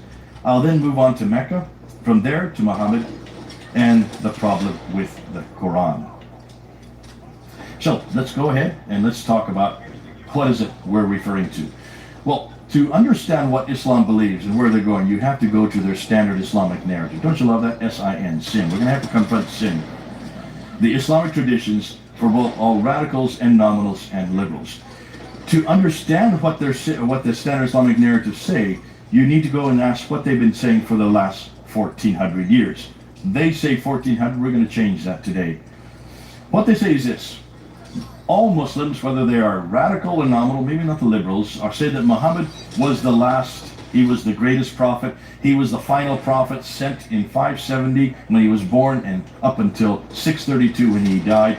He was sent to basically to model Islam for the world and also to receive the Quran. Those are really his two pieces of work. Now, he did much more than that, as you'll see from the traditions. But that's his primary, those were his primary functions. It was that revelation that he received between 610 and 632, which is considered to be the greatest revelation. This is the final revelation. This is the revelation to correct this revelation, is what they say. So this was sent to correct this. And every Muslim will agree to that. That's why? Why? Because we have corrupted God's holy word. At one time, this used to equal this. At one time, this had everything that this had. But we changed it, we manipulated it, we accreted it, deleted it, corrupted it. So therefore, this book had to be sent to bring it back to its original text. That's what they all say. And then, of course, as a result, Islam, as they say, is that final religion based on Muhammad's life, what he did, what he said, that what he did would be the Sunnah, what he said would be the Hadith, and the Quran's teachings. Conclusion? Thus, Islam is dependent really on three things. The Quran, which is the book, Muhammad, which would be the man, and Mecca, the place. I'm adding Mecca in there for a reason. You'll see why. Mecca, I think, is probably the best one to use because obviously it still exists today. So, in order to confront these three areas, which are foundational to Islam, we need to go back to when these three things existed. They all existed in the 7th century. Mecca was there in the 7th century, according to Islam. Muhammad was there in the 7th century, moving from Mecca to Medina in 622 and dying in 632. Also, the Quran was there, because if you take the Quran and you just split it in half, go like this. Now, this is in Arabic, so it goes this direction, goes the opposite direction. This would be Medina, which would be the city he received it in Medina, from 622 to 632. This part, the second part, would be Meccan. This is the part he received, revealed to him when he was in Mecca, from 610 to 622. So 12 years here, then he moved to this one, and 10 years here. Why does it go backwards? Because it goes by size, not by chronology.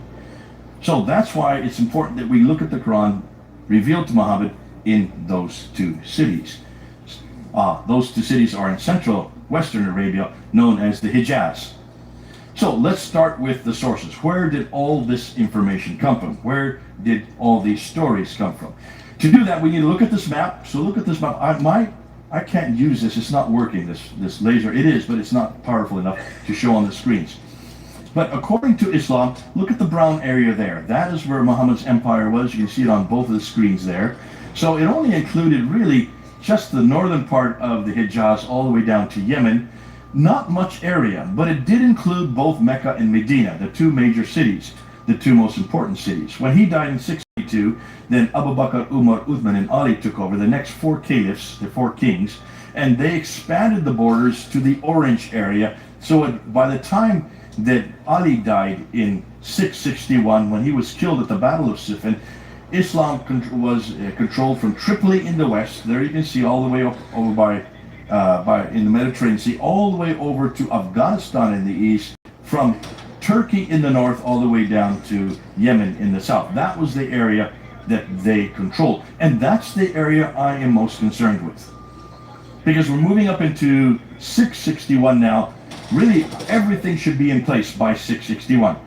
We should have the book, the man, the place. Everything should be in its categories, because everything we look at Islam today follows from those two periods. The period of Muhammad and the period of what they call the rightly guided caliphs, Abu Bakr, Umar, Uthman, and Ali. So both the brown and the orange area. That's a pretty big empire, isn't it? But it didn't stop there. When Muawiyah comes to power, he introduces the Umayyad Caliphate, which, according to every Muslim, was the first real Islamic Caliphate, the first real Islamic kingdom. He's living in Damascus, and he spreads the borders along with those who come after him. So during the Umayyad period, the purple area comes into play. And so they expanded the borders during the Umayyad period for the next 100 years, up until 750, to include Andalusia, which is Spain today, and to include all the way over almost to the Indus River in India or Pakistan today. So that's why we need to look at that map, memorize that map. Can you keep it in your head? So I'll be looking at the brown area, the orange area, and a little bit of the purple area. That's what we're interested in. According to the timeline of Islam's emergence, we know that what they tell us is that Muhammad was born in 570. The Quran was revealed in 610. He then goes up to the seven heavens, meets Allah, gets 50 prayers, bounces between Moses and Allah, and gets it down to 5 prayers, comes back down to Jerusalem, and then flies back on the winged horse called the Burak back down to Mecca. That happens in 621, known as the Miraj. He then moves with 80 to, some say, as many as 200 of his followers from Mecca to Medina in 622, called the Hijrah, conquers Mecca without firing a shot in 630, and then dies in 630. That's his life. Now, I'm just giving you the bare bones, all right? I don't have time to go through everything, but those are the major categories. Those are the major events in his life. When he dies suddenly, Abu Bakr has to take over. He lasts for 2 years. He dies suddenly. Umar then takes over. He lasts for only 12 years. He is killed. Uthman takes over. He lasts for 12 years. He is killed. But while he is living, he is the one that writes this book, and then this is the recension. So he is the one that creates the final Quran. Basically 20 years after Muhammad had created it. Sorry, not Muhammad. Muhammad didn't create the Quran. He never wrote it down. It was never written down when he was alive. It was written down by Abu Bakr right after him. So this book here is the book that all Muslims believe comes from Uthman, 652. We'll get back into that when we get into the Quranic material after the break. And then after he is killed, Ali takes over, only lasts for 5 years. He is killed in 661, and that is the end of what we know as the golden age of Islam. This is the age that every Muslim wants to get back to. This is known as the Rashidun period. This is the golden era. And as you notice, it goes up till 661. So by this time, everything is formed. We have all the traditions, we have the Hadith by this time, we have the Sirah by this time, everything Muhammad did, everything he said, all the 4 schools of law, all of this should be inculcated and standardized by 661. Do you agree? Just say yes. Just for today, all right? So everything we know about Islam should be now finalized by this period.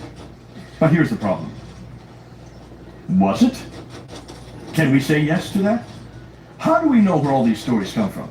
And I'm just giving you the bare bones. I could go on all day telling you story after story after story that happened between 610 and 661, or 624 when the Islamic State was instituted, to 661, that 40-year period. How do we know? Where does it come from? I would imagine that you would want eyewitnesses to have written this down. Am I correct? Eyewitness would be pretty good, wouldn't it? We demand that of Jesus, don't we? We want eyewitness account of what Jesus did and what he said. And that's why we have Matthew. That's why we have John. Matthew and John were right there, right? They were eyewitnesses. They wrote what they saw. Mark and Luke got it from the eyewitnesses. If we demand that for Jesus, shouldn't we demand that also for Muhammad? So why aren't we? Because most Muslims would say these are eyewitnesses. Everything that was written about these events was all done by eyewitnesses. But were they? Here we go. Let's see. Now I'm just going to be using Islamic sources from here on out, okay? These are what the Muslims tell us. I'm not going to make up any of this. So what they say is this. Muhammad died in 632. Obviously we needed a biography about him. He's now dead in 632. You must write down his life. So hopefully, we'll get someone who was there in 632 writing it down. No, we don't. This is the guy that wrote it down. Ibn Ishaq. Do you see him there? What are his dates? 765 is when he died. That's 130 years too late. That's not even the same century. But we don't even have anything from Ibn Ishaq. Nothing. We don't have one word, not one letter. We don't have one page of anything he wrote down. We have to go to this guy here, Ibn Ishaq. Ibn Ishaq died in 833. Are you beginning to see a problem here, folks? 833 for the first writing of what Muhammad did? The first biography? That's 200 years too late, isn't it? There's another biography, Al-Waqidi, but he died in 835. We have nothing from Ibn Ishaq. Since we have nothing from Ibn Ishaq, let's just get rid of him. Goodbye. He doesn't exist because there's nothing there about him. We have to go to these two guys. What about the sayings? Maybe they're a little better, because at least the sayings we have for Jesus Christ. Whenever you see Matthew, Mark, Luke, and John, whenever Jesus speaks, we write it in red letters, don't we? In some of our Bibles. That's the sayings of Jesus. So certainly someone should have heard what he was saying. Who were the first ones to write it down? The first one is this guy here, Al-Bukhari, 870. That's the late 9th century. Oh, you have others like Sahih Muslim and also At-Tirmidhi, 884, Ibn Majah, 887, Abu Dawud, 899, An-Nisa, 915. Everything we know about what Muhammad said comes from 240 years and later. Did any of these guys know Muhammad? Did they even live in the same century Muhammad lived? So where did they get their material from? I'll tell you. Muslims will tell you. Al-Bukhari was given 600,000 akhbar, that means stories, about what Muhammad said. And he was to look at the 600,000 and throw away what he did not like and only retained what he liked. So from 600,000, he whittled it down to 7,397. 7,397 from 600,000, which means he threw out 98% of it and only retained 2%. What was his criteria? What happened to the other 98%? You'd like to know, wouldn't you? And why did he throw them away? That's why we're asking this question. And you need to ask this question, and you need to hold Muslims accountable. Everything they know about what their prophet did, everything they know about what their prophet said, comes from 2 to 240 years too late. But we have two more genres. We also have the tafsir, which are the commentaries on the Quran, explaining the Quran, because the Quran you just can't understand. Try to read it, see if you understand it. Even in English. Hard to understand. 25% of it, even the scholars don't understand. The Muslim scholars have no idea what a quarter of it means. So you need tafsir right away. You need to have commentaries to explain it. They were first introduced by this guy here, Al-Tabari, and then the Tahqiq, the histories of all mankind, were first introduced by Al-Tabari. Others come after it, like Zamakhshari, Suyuti, Baidawi, others, but he is the first to write it down. They all come post 923. So everything we know about Muhammad is 200 years too late. I'm going to put this guy up here, Abdul Malik. We're going to talk about him because he is the one that really introduces Muhammad to us. He is the one that actually introduces the name on the Dome of the Rock, on the coins, and on the protocols. Look at his date. He does that in 692. That's 60 years after Muhammad supposedly died. Do you see a problem there? If that's the first time we hear this name, not for 60 years, boy, that's a little troubling. Can you imagine not hearing anything about Jesus Christ for the first century? If he died in 33 AD, we wouldn't have heard anything until the beginning of the 2nd century about his name. How would we defend him? That's exactly what they're dealing with. But the people that really created the Muhammad we're looking at today, the Muhammad of Islam, the Muhammad of Mecca, that Muhammad were these people, the Abbasids. And they start doing that in 750. That's the mid-8th century. So, what does that mean? Muhammad was revealed 84 years after the Abbasids created him. 140 1 years after he was first introduced, yet 201 years after he supposedly lived. These are all too late, folks. We can't accept them. Nobody should be able to accept them. Yet Muslims are not being held accountable for these dates. Now can you understand why those young men were getting up and throwing, smashing the door as they left? They never heard this before. And these were academics, and they never knew this material. Where did these guys live who were putting all this together? Let's look at this map. The Islamic traditions say everything happened in those two cities, Mecca and Medina, where the two green circles are. Yet we know that all of the traditions were written in Baghdad, which is 1,200 miles to the north. More than that, Ibn Hisham, who wrote the Sirah, the biography, he was born in Basra, grew up in Cairo, wrote in Baghdad. Cairo is 990 miles away. Basra is 1,200 miles away. Al-Bukhari, who was the one who was the first to write the Hadith down, he comes from Bukhara, which is in Uzbekistan. That's 2,600 miles away. Al-Tabari, who is the one that introduces the tafsir and the tahqiq, the last two genres, he was born and grew up in Tabaristan, northern Iran today. That's 1,700 miles away. None of the traditional writers lived or worked in Mecca or Medina. They were too far to the north of Mecca and came from the west and east of Baghdad. And all of them, all of these northern areas are where the Abbasids originated. These are Abbasid writers. And what they wrote is what the Abbasid wanted.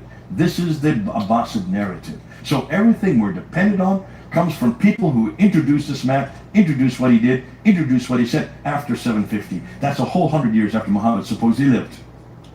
Does that bother any of you? Please say yes. It should bother every one of us.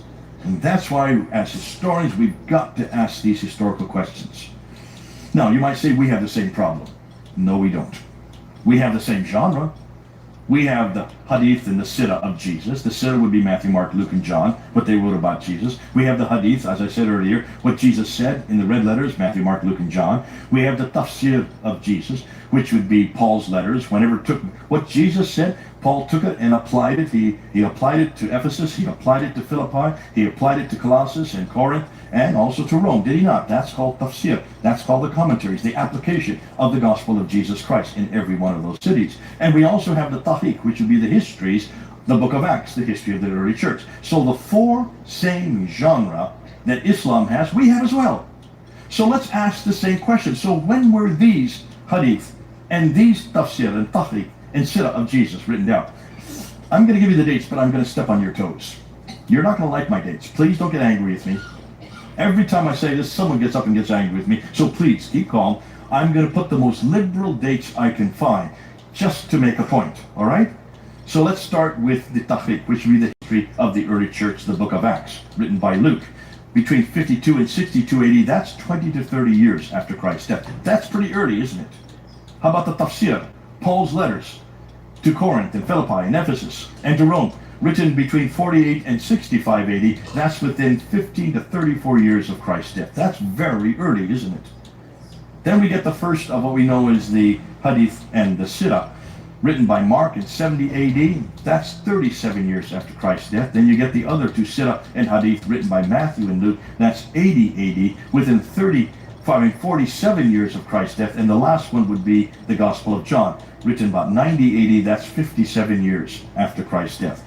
What that means is that everything we know about Jesus' tafsir, hadith, tahqiq, and sirah, all of those four genres about Jesus were written within 29 to 57 years. They were all written within 60 years of Christ's death. Do you see how great we have? More than that, all of the New Testament writers lived in the same place Jesus lived. They did not live hundreds of miles north. They were there where he lived. They saw him. They heard him. And they either knew him personally, like Matthew and John, or they got the material from others who saw what he did and heard what he said. As a comparison, just doing the comparison, when we look at these biographies and the sayings, Christianity has everything in place about who Jesus was, what he did, what he said, where he went. Within 60 years, Islam knows nothing about Muhammad, doesn't begin to hear about Muhammad for 200 to 300 years after his death, which is more authoritative. Comparison, like with like. Hands down, we're more authoritative. And those are the most liberal dates I could find. In fact, as a comparison, if we had to depend on sources for Jesus, what he said, did, and where he went, compared to what Muslims have for their Muhammad, what he said, did, and where he went, Jesus would not begin to appear until the 3rd century. We could not defend it. And no one would allow us to defend him if he was written so late, redacted back. This is called redaction. Written in the 3rd century and redacted back to the 1st century. Yet that's exactly everything we know about Muhammad, are all redactions. Do you see how powerful this is? No wonder the Muslims had to get up and walk out of the class. I'm going to go even one step further. I'm going to put a whole wrench into all this. I just told you that Ibn Hisham was the one that wrote Muhammad's biography, didn't I? Just say yes, I did tell you that. And I did say that he died in 833, which is 200 years too late, right? That's bad enough, right? I lied. I'm sorry. Forgive me. But I actually lied. Because he didn't write a thing down. We don't have anything written by Ibn Hisham. Not one word. He's as bad as Ibn Ishaq. So where in the world do we get this book? This is the book you have to read. This is the book everybody has to read. If you're in a university or you're in a seminary or any bookshop, if you want to know the life of Muhammad, you have to go to the Life of Muhammad, the translation of Ibn Ishaq. Even they put Ibn Ishaq's name there. Siratul Rasulullah, written by Alfred Guillaume. That's the standard work that everybody uses. So where did Alfred Guillaume get this book from? Ibn Hisham? Not at all. He didn't go to Ibn Hisham. He went to this gentleman right here. An elderly gentleman, Heinrich Ferdinand Wüstenfeld, who was born in 1808, died in 1899, but between 1858 and 1860, that 2-year period, he went to 4 different German cities, went into the libraries of those cities, and grabbed whatever he could find in Arabic, because he's an Arabist, trying to find anything he could find about this guy named Muhammad, and he put it together in that 2-year period and published it in 1860 as the Life of Muhammad, attributing it back to Ibn Ishaq, when Ibn Ishaq didn't write one of those words. Folks, the biography of Muhammad that we all use today is only 160 years old, written in the late 1800s. Have you heard this before? Okay, can you see how this just destroys the legitimacy? The man whom Muslims are dependent on to know who their prophet is or what he did is an elderly German linguist who wrote Muhammad's story 160 years ago, thus over 1,000 years too late. Thank God we don't have this problem with Jesus Christ. But can you see why we need to get this into the open? Muslims have to know this, because this is just going to shut down everything they've been saying and doing. What do you think ISIS does when they go, or Boko Haram, or Al-Shabaab? They follow Muhammad's example because they read his example in this book. In this book, you will see him going into Medina and demanding that everybody obey him, though he's not from Medina, and the Jews refuse to do so. So he attacks the Banu Qaynuqa family in this book and throws them out in 624. And then he attacks the Al-Nadir family in 625 and throws them out. And then in 627, according to this book, he then attacks the last remaining Jewish tribe, the Banu Qurayza family, takes all 800 men and slits their throat in one afternoon. 800 men. Took the women as slaves and the children as, the women as concubines and the children as slaves. By 5 years after moving to Medina, though he was from Mecca, he had pretty much eradicated all the Jews out of Medina. That's called genocide. And it's from that book, folks. And that book has nothing to do with Muhammad. It has to do with Heinrich Ferdinand Wüstenfeld, a German scholar. Now, don't blame him. He was just going and grabbing words and pieces and stories about this Muhammad from the Ottoman period. These are all Ottoman writings, who came to power in 1299, and for 700 years, up until 1924, they controlled all of Islam. This is their story of Muhammad, but not in one form. He was the first to make it into one form. Can you see then why we've got to confront this Muhammad? We've got to confront this paradigm. This is the paradigm, the model for all Muslims all over the world, in all times, and for all peoples. So, 12th century scholars' conclusions concerning these late dates. Islam, as we know it, did not exist, they say, in the 7th century, but more than likely evolved over a period of 200 to 300 years. The Quran probably was not revealed to one man in 22 years, but likely evolved over a period of 50 to 100 years. Therefore, conclusion, the history of Islam, at least from the time of the Caliph Abdul Malik, that means from 685 to 705, we're talking about the late 7th century going into the 8th century and before, is a later fabrication. That's their conclusions, not my conclusions. And look at, these are the best scholars in the world today. They come to that conclusion because of what we're going to find. So, these are their concerns. If so much of the history of Islam was so late, 200 to 300 years later, why did it take so long to write it down? Muslims, when I asked this question, they say, well, because they were all illiterate. Really? Look at the land that they controlled. All the way from Tripoli in the west, all the way to Afghanistan in the east. You have cities like Basra and Baghdad and Damascus, Jerusalem, Cairo. Are you telling me nobody can read and write in those cities? Wasn't there an entire library in Alexandria that was burned to the ground in the 5th century? If you have a library, you have books, right? So certainly you could read and write. And when Muslims tell me that the Quran was finally written down in 652 by the secretary of Muhammad, what do secretaries do? They write, am I correct? And he wrote the Quran down first in 632. That wasn't good enough, so they had to rewrite it in 652. He wrote it down, and that was sent to 5 cities, so you can't tell me they couldn't read and write. Your own traditions tell you that the Quran was written down. So you can shut that one down really quickly. It's not because of literacy, folks. So where did these 9th and 10th century writers like Ibn Hisham, Al-Bakiri, Sahih Muhammad, where did they get their material from in the 9th and 10th century? They got it from the isnads. How many of you know what this word means? I'm teaching you some Arabic, but just forget it after today because you don't have to worry about it. Isnads are a chain of names. So in every akhbar, in every story about Muhammad, there is a chain of this person got it from this person, who got it from this person, who got it from this person, who got it from the companion of the Prophet himself. Chain of names, isnad. And every time the story is called matan. So a matan is what they got, was sent down over 200 to 300 years of lists of names. We call that oral tradition, right? So if we were in a, you've done this in, maybe you've done this in birthday parties. If you decide to tell her something, she tells him, he tells him, he tells him, he tells. By the time I get her over to him, what you said and what he says is a completely different thing, right? You ever play that game? Chinese whistle, sorry, Chinese. But telephone, right? It's a great game. If in 15 minutes, what I heard and he tells me are two different things, what happens over 200 years of oral tradition? It gets embellished, does it not? It gets changed, manipulated. And what's more, these lists of names were only introduced, were only created in the 9th century to redact it back. Not one of those names that were on that list wrote one thing down. It's all basically made up. That's the problem with oral tradition. You should not have had to need oral tradition because these people could read and write. So why did they not write it down? Well, because they didn't write it down and we're in a dilemma. We have a whole 200 years of silence. We decided to go back to the 7th century to look and see what we could find. Now, I did this debate with Dr. Jamal Badawi in 1995. 1995, 28 years ago, I did my first debate with the world's leading authority on the Quran at Cambridge University on this very issue.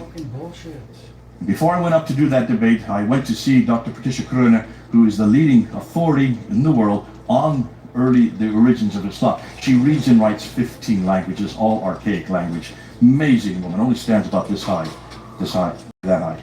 She was a real tigress. And she had written a book called Hagerism, and then another book in 1987 called Meccan Trade and the Rise of Islam. Got death threats at Oxford University. As head of department, she had to leave Oxford University, this is in England, of all places, and had to move to Cambridge for protection. Isn't that something? In England, of all places?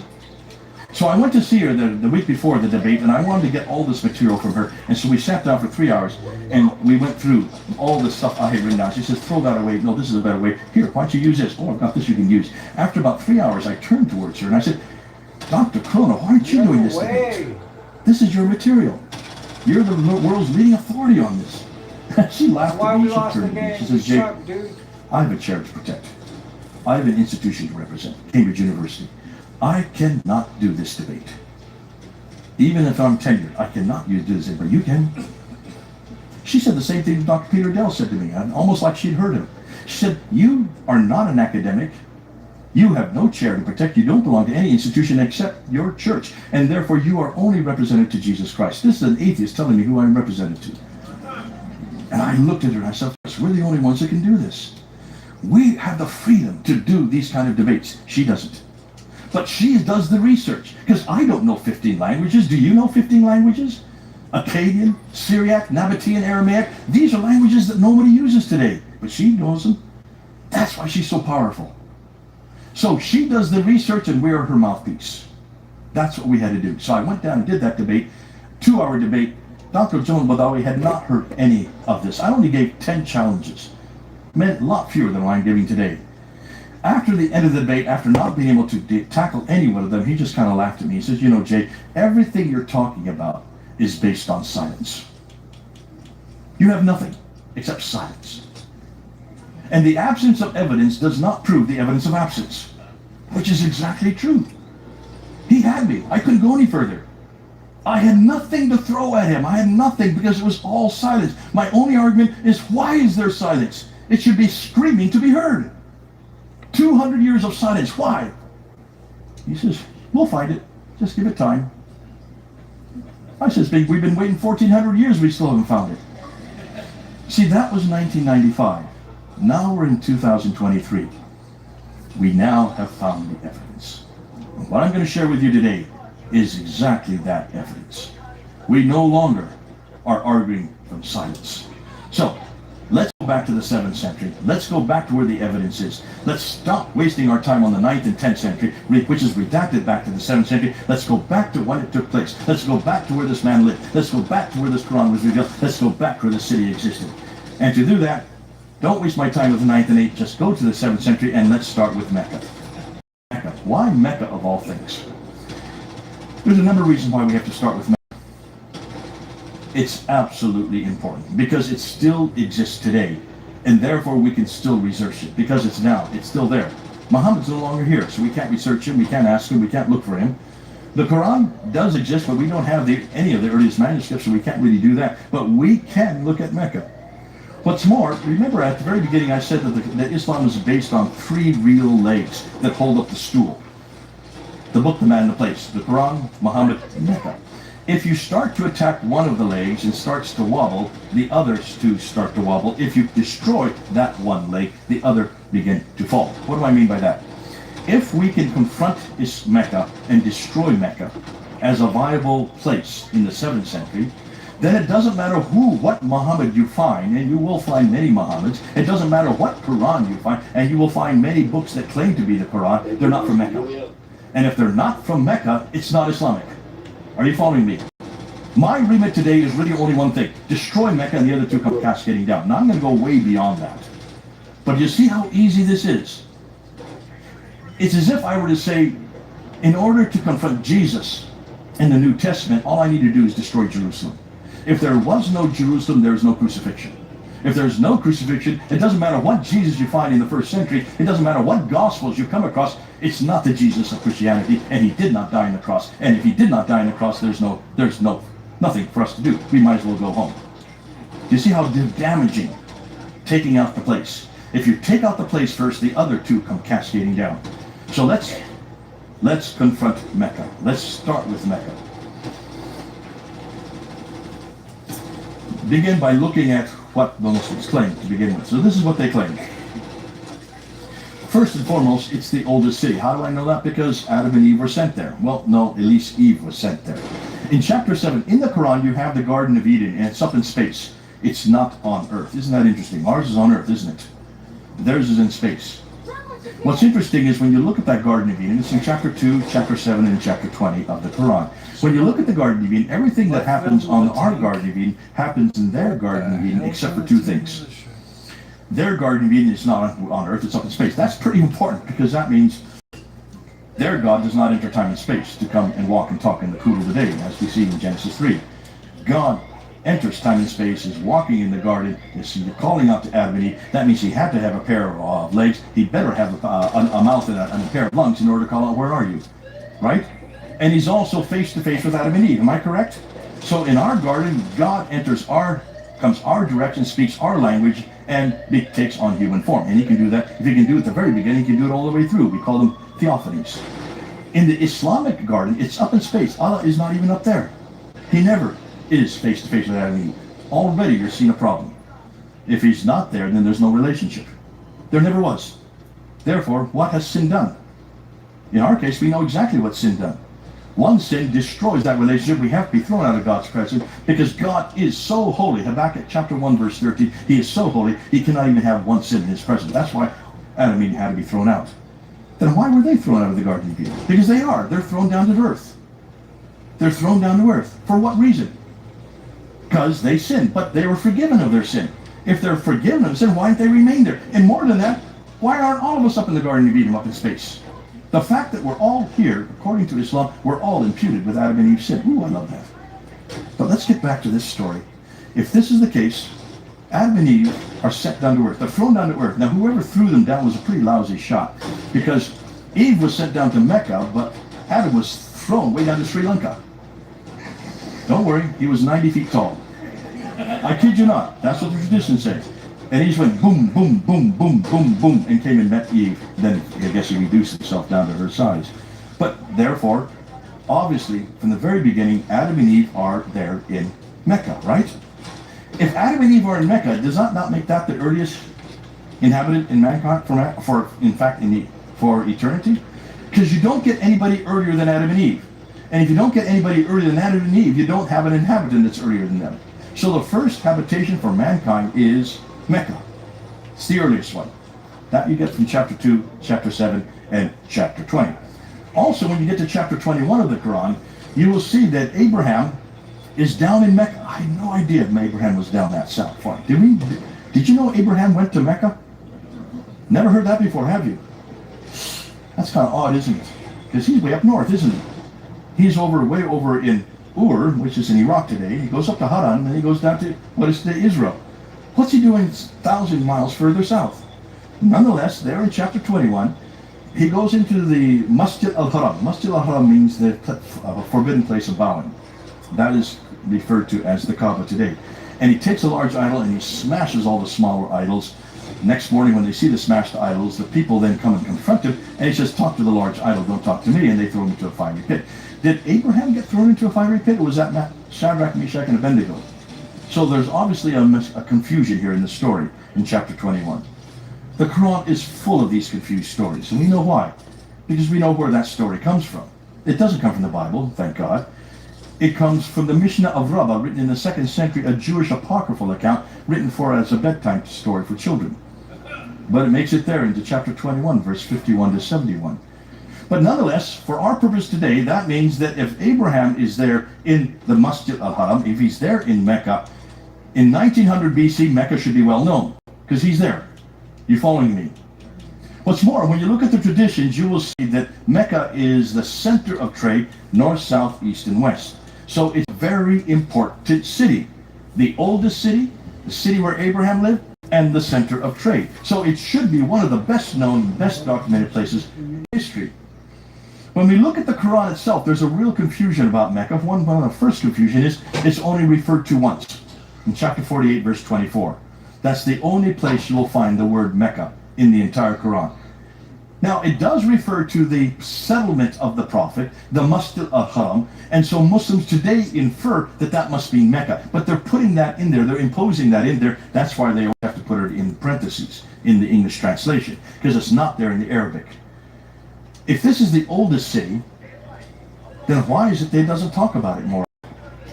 And when it does talk about it in chapter 48, 24, it doesn't say much at all. It doesn't say much at all.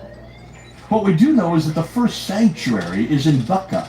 It's like say, that must be Mecca. But no, if you know Arabic, it's you have three root letters for every Arabic word. This is BKK, then the Mecca is M. Completely different letter. So you can't confuse the two there.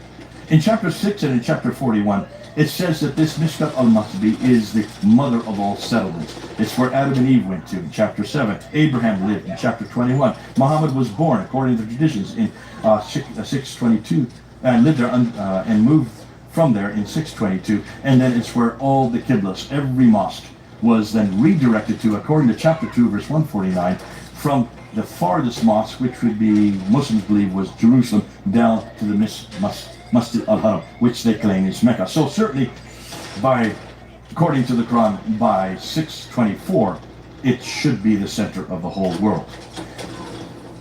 Now, when you get to the traditions, which come the 9th and 10th century, as I showed you, there's lots of references to Mecca, because it's well known by the 9th century. It was created probably at the beginning of chosen probably at the end of the 7th century, moving into 8th century. But look what it says about it. that it's in a valley with a parallel valley, that it has streams, that it has ruins and a pillar of salt, that it has fields, that it has trees, grass, fruit, clay, loam. It has olive trees. Folks, does that sound like the Mecca you know of today? What's wrong with all that? That's lots of vegetation. There's no vegetation whatsoever in Mecca. Not today, not ever. Look at the oldest pictures, look at the oldest descriptions of Mecca. There is no vegetation whatsoever. For one very good reason, there's just no water there. Now you might say the Zamzam well is there. All right, we're going to deal with that. Hold on. So Mecca is not in a valley, has none of these listed above, because it's in a desert. So it's just too arid and dry to support any of the above. When we look at the geographical locations, Dan Gibson did this. And there are 65 geographical references in the Quran, but look at what they state. Only 9 places are named by name. Most of the time, the geographical locations are referring to people who live in a certain place. And they refer 23 times to these people from Ud, that this prophet has relationship with this people from Ud on a daily basis. 23 times. He also has relationship with these people from Thamud, which would be the Nabateans. Ud would be the people of Uz in the Bible. And 7 times these people from Midianites. Well, take a look at the map. Where is Ud, Thamud, and Midian? I'm sorry, my thing doesn't work, but if you look down here, look where Mecca is at the bottom. I'm not getting much of a light here on this. But you can see Mecca is at the very bottom. You can see it over there. Mecca is at the very bottom. And Ud, Thamud, and Midian are 600 miles to the north.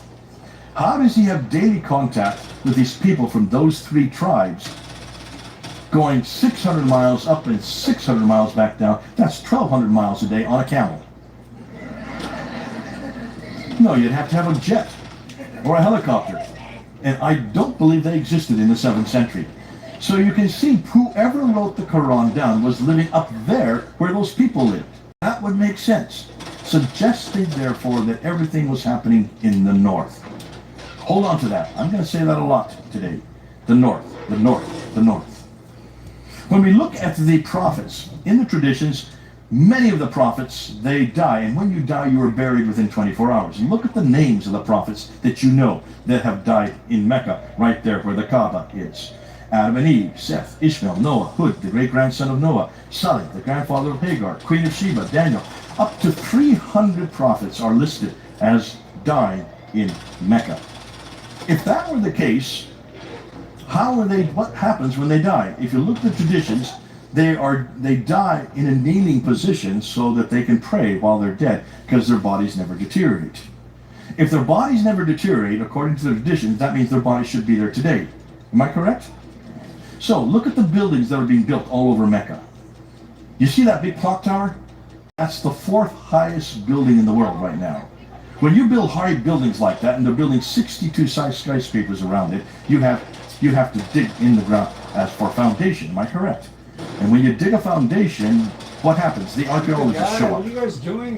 You go to London, you go to any of the old cities in Greece or in Turkey, and whenever they dig down, the archaeologists show up, because as you dig down for the foundations, you come across artifacts, which the archaeologists want. And they grab them, and they look at them, and they recreate the history of the city by looking at the depths of those artifacts. And that's how you work. And that's why the archaeologists have showed up. But guess what they found? Not a thing. Now, Dr. Gibson was at a conference in Dubai a number of years ago, and he wanted to find out a little bit more about these diggings, because, you know, he, as an archaeologist himself, he wanted to find out what they had found. So he sat at the table with these Saudi Arabian archaeologists, and he asked them, with all these great diggings going on, with all these foundations going on, you must be coming across lots of pottery shards and, you know, jewels and rocks and all kinds of things to recreate the history of the city. What have you found? What's the oldest object you have found? And they looked down at their toes and they said, we haven't really found anything prior to the 8th century. And the best thing we have found is the ruins of an Ottoman fort, which is from 1300 AD. Nothing earlier. Well, what about all these prophets? Where are they? Can you see a problem here, folks? Don't make a claim unless you can support it. If the above were true, this would mean that almost all of the Bible will have to be rewritten and all the stories be redirected, not up in Palestine and in Israel. They'd have to redirect it down to the mid-central part of Arabia. Yet there is so much evidence for the biblical narrative historically, yet almost nothing for Islam's. So when was this city first discovered? When's the first documentation? Well, Dr. Patricia Corona wanted to know this.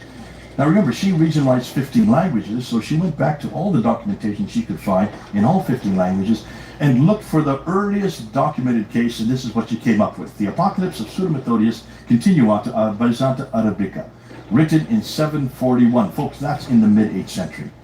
Nothing earlier than 741. She couldn't find any reference to the city earlier than that. That's over 100 years after Muhammad. Written during the early reign of Caliph Hisham. The earliest map does not show anything on it until 900 AD. We don't have anything on any map until the 10th century. What are the maps? Let's look at the maps. Ptolemy is the best one to record the geography because he wrote the geography of Arabia in the 2nd century.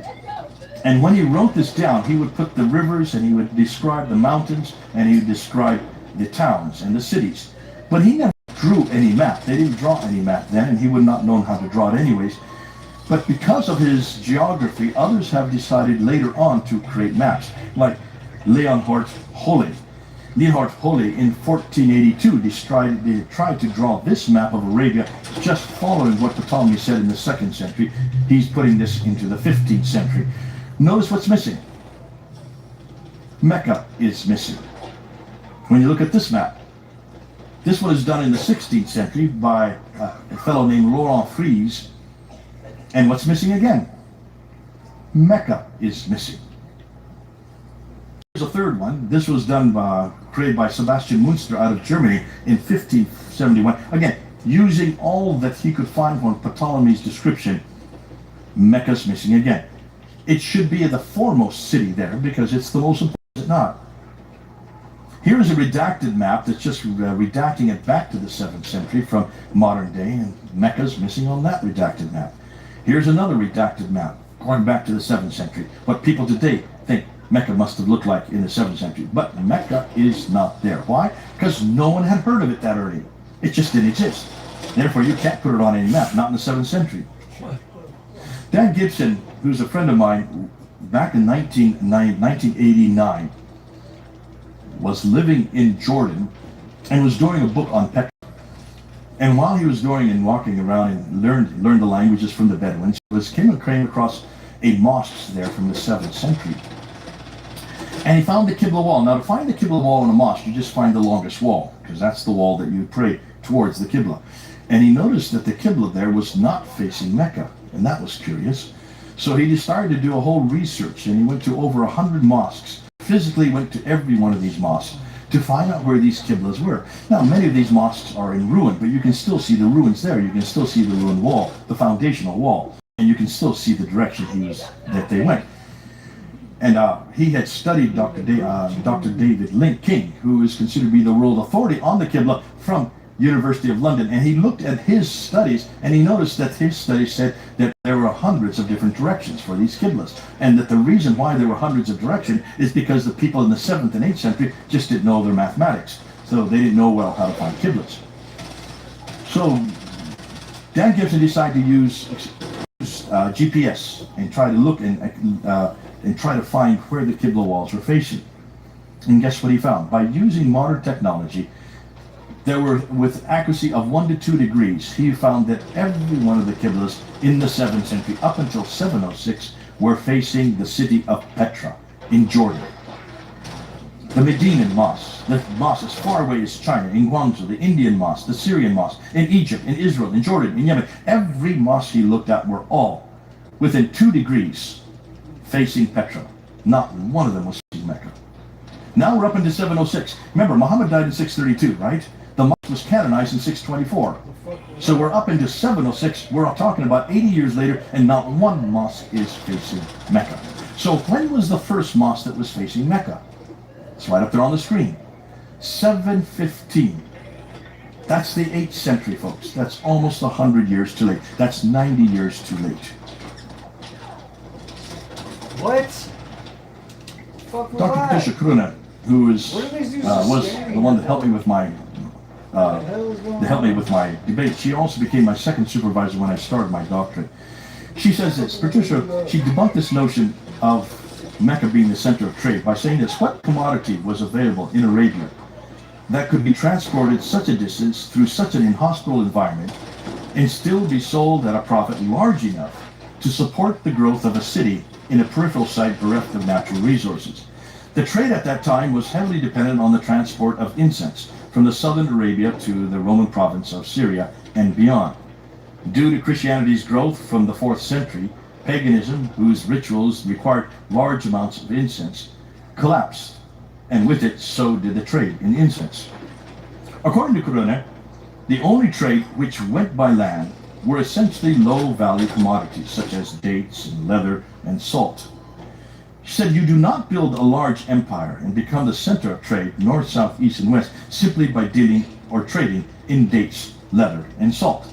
And that's why she wrote Meccan Trade in the Rise of Islam in 1987. And she went back and looked at all the 15 products that supposedly went through Mecca. And she couldn't find any of them going through a place called Mecca. They didn't even get the Arabian Sea, the Arabian coast. The only 2 commodities that she could find that were even used or that were traded were down in the south in what they call the Hadramaut area, Yemen and Oman, and they were nothing more than gold and myrrh. That's it. So this man here, Montgomery Watt, Dr. Montgomery Watt, William Montgomery Watt, in the last century decided to help the Muslims out. And he tried to show, well, okay, so there's no trade there. How is it that Mecca became important? If there's no trade going through it, how did it become the center of trade? And he introduced what we now know today as the trade route theory. How many people have heard of this trade route theory? A few of you have, right? This is what I was taught. This is what everybody's taught. If you go to university, this is the theory that shows how Mecca became important, how it was able to become such a dominant city. And this is the theory. All the trade would come from China and India, way off there to the east, but it could not go north because of the Himalaya Mountains. See the Himalaya Mountains there? I wish I had my pointer here, but the Himalaya Mountains and the Hindu Kush. So it had to come to the western coast of India, which is where the Arabian Sea is. And they had to put it on ship there, and it went up there across the Arabian Sea, follow the arrow, over through the Persian Gulf, up to the Straits of Hormuz, and then was de-shipped there in Basra. And then from Basra, it wasn't called that at that time, I'm using the modern day name, it went then across Iraq, across Syria, over to the Mediterranean, and that got it to the Mediterranean world. That is where all the trade used to go, up until the 5th century.